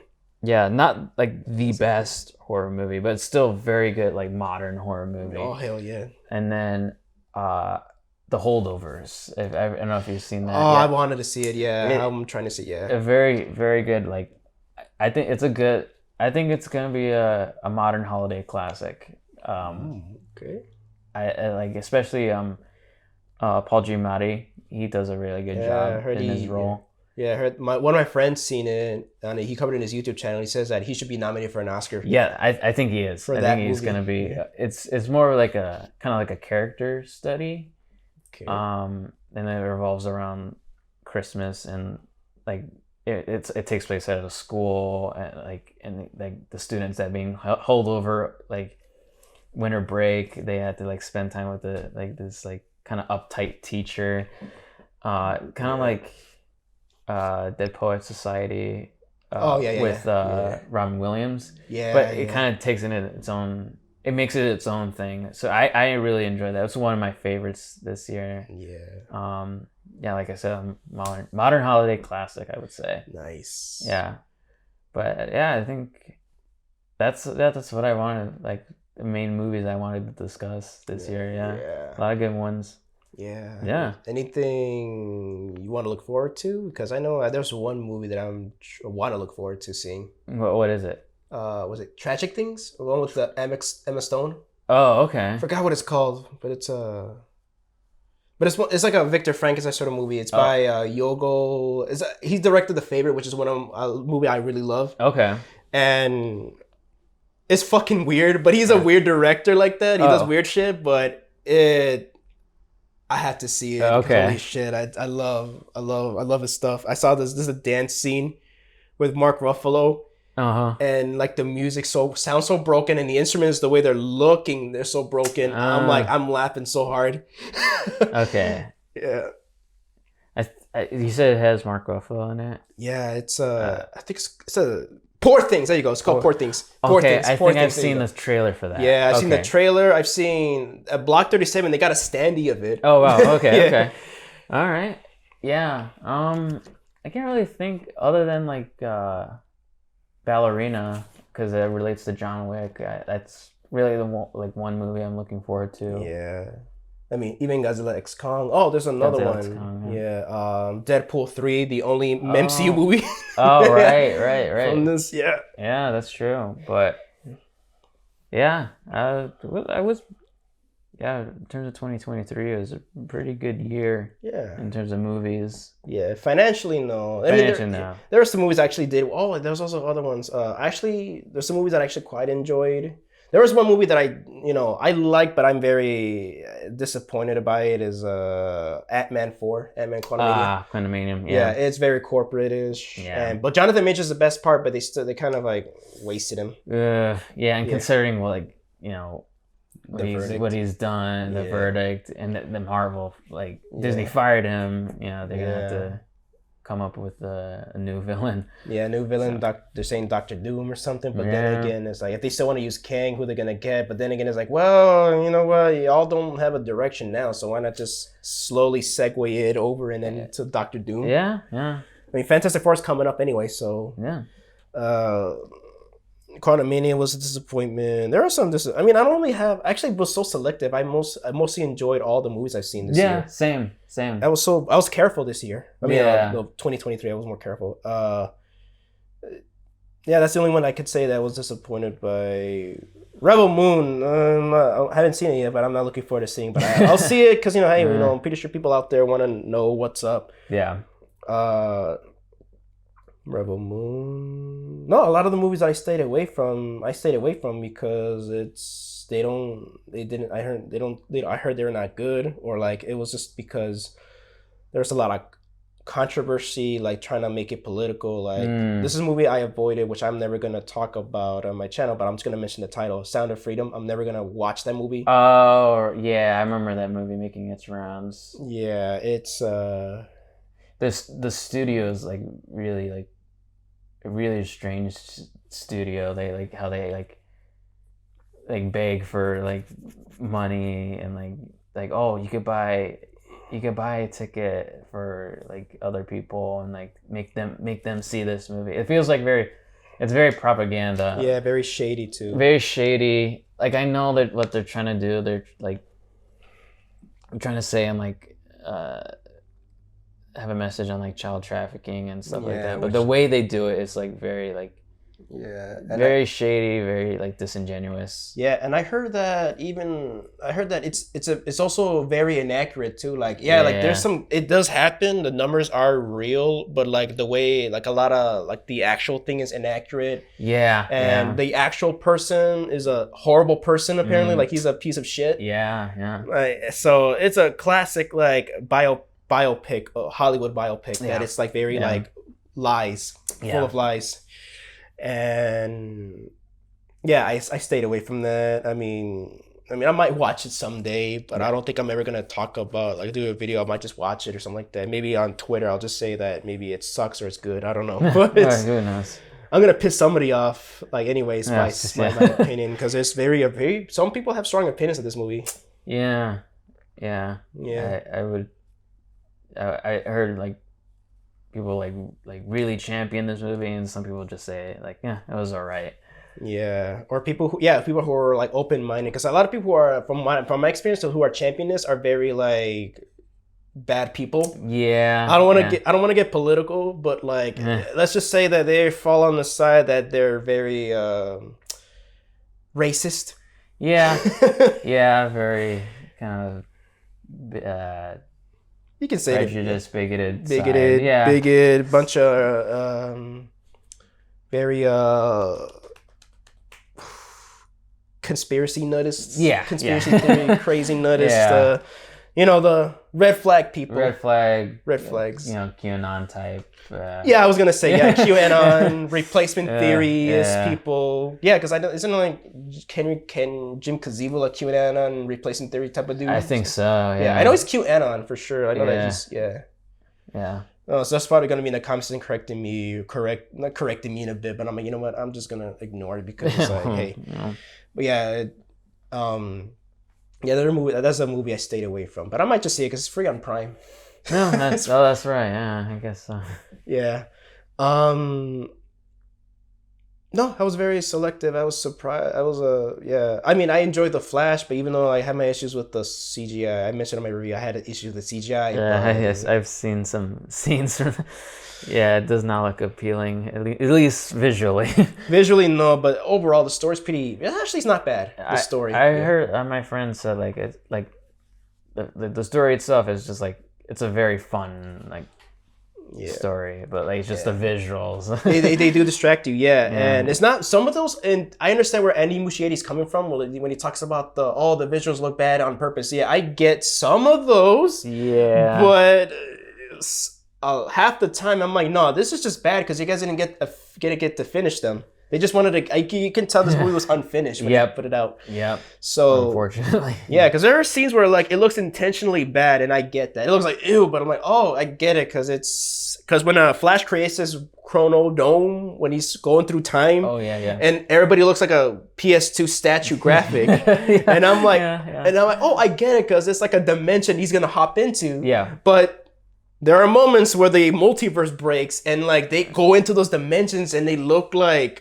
high up res PS3 graphics, and I'm like, oh no. Oh hell no. There are some cameos here and there. I'm pretty sure you heard of the Nicolas Cage Superman cameo. Yes. Yeah, he's the best looking out of all the cameos. Okay, CGI cameos. I figured. Best looking. Best cameo does go to Michael Keaton as Batman. Yeah, I was about to say he's still Even Ezra Miller, piece of shit, but they put a great performance as the Flash. They were amazing actually. I actually cried. Wow. I cried at the end because it was so good, because it was like, wow, there's it's being a movie. It's being emotive now. Okay. But but Michael Keaton, man, that guy, he steals it. Like when Ezra's not on screen, that's his movie. Okay. It's his. And I like the ending. It was like, I mean, it kind of goes up against the movie's the message a bit about consequence on the multiverse stuff. But I thought I had a good laugh. I was laughing my ass off because me and the guy next to me, it was just a stranger sat next to me, and I could tell that guy was like way older than me. But he and I were cackling hard at the ending. I was laughing hard. Some people were like, huh? I was like, and he's like, I was laughing hard at the ending. I was laughing fucking hard because I was like, holy shit. Yeah. I wish I could give away the ending, but I mean, well, I already gave away the ending, I think, on my spoiler review, but the ending, if you really want to check it out, I cannot spoil the ending because holy shit, the ending made me laugh. Unless it's the George Clooney Batman. I was laughing hard because I grew up watching Batman and Robin and I'm like, hey. Obviously the Bat credit card. And no, but I actually, looking back, he wasn't I don't think he was that bad of a Batman. I mean, but he could redeem if he was I could see it, yeah, but holy fuck. I was laughing hard in the theater. I was laughing hard, but it's because originally the ending was supposed to be Michael Keaton supposed to be the new Batman, but now that they're gonna get rid of everything, it's like let's just give this ending here, because like why give broken promises. Yeah, exactly. Yeah, so it's why not just give people a goofy ending rather than like give them false hope. Yeah. So yeah, that's why there was no spoiler alert, there was no stinger at all for Aquaman. There is a mid-credit scene that's a joke for the movie, but there's no build up to anything after. So why do that? Yeah. Don't give people broken promises. And I even enjoy Rise of the Beast. Like for what, at least it's not. The Transformers. Yeah. Okay. Yeah. Yeah. Bumblebee was way better though. But I heard Bumblebee was better. Yeah. Yeah, but I'm just glad that I'm just glad that whoever's making these Transformers movies, you actually are. They're fans. Yeah. Because Michael Bay didn't give a shit. Yeah, he was just trying to make a dumb action movie. Yeah, and it's gonna die. No, well, I mean, right. It's a good place to end it. Yeah, all right, guys. Hope you guys have a good one, and yeah, see you next time. Yeah.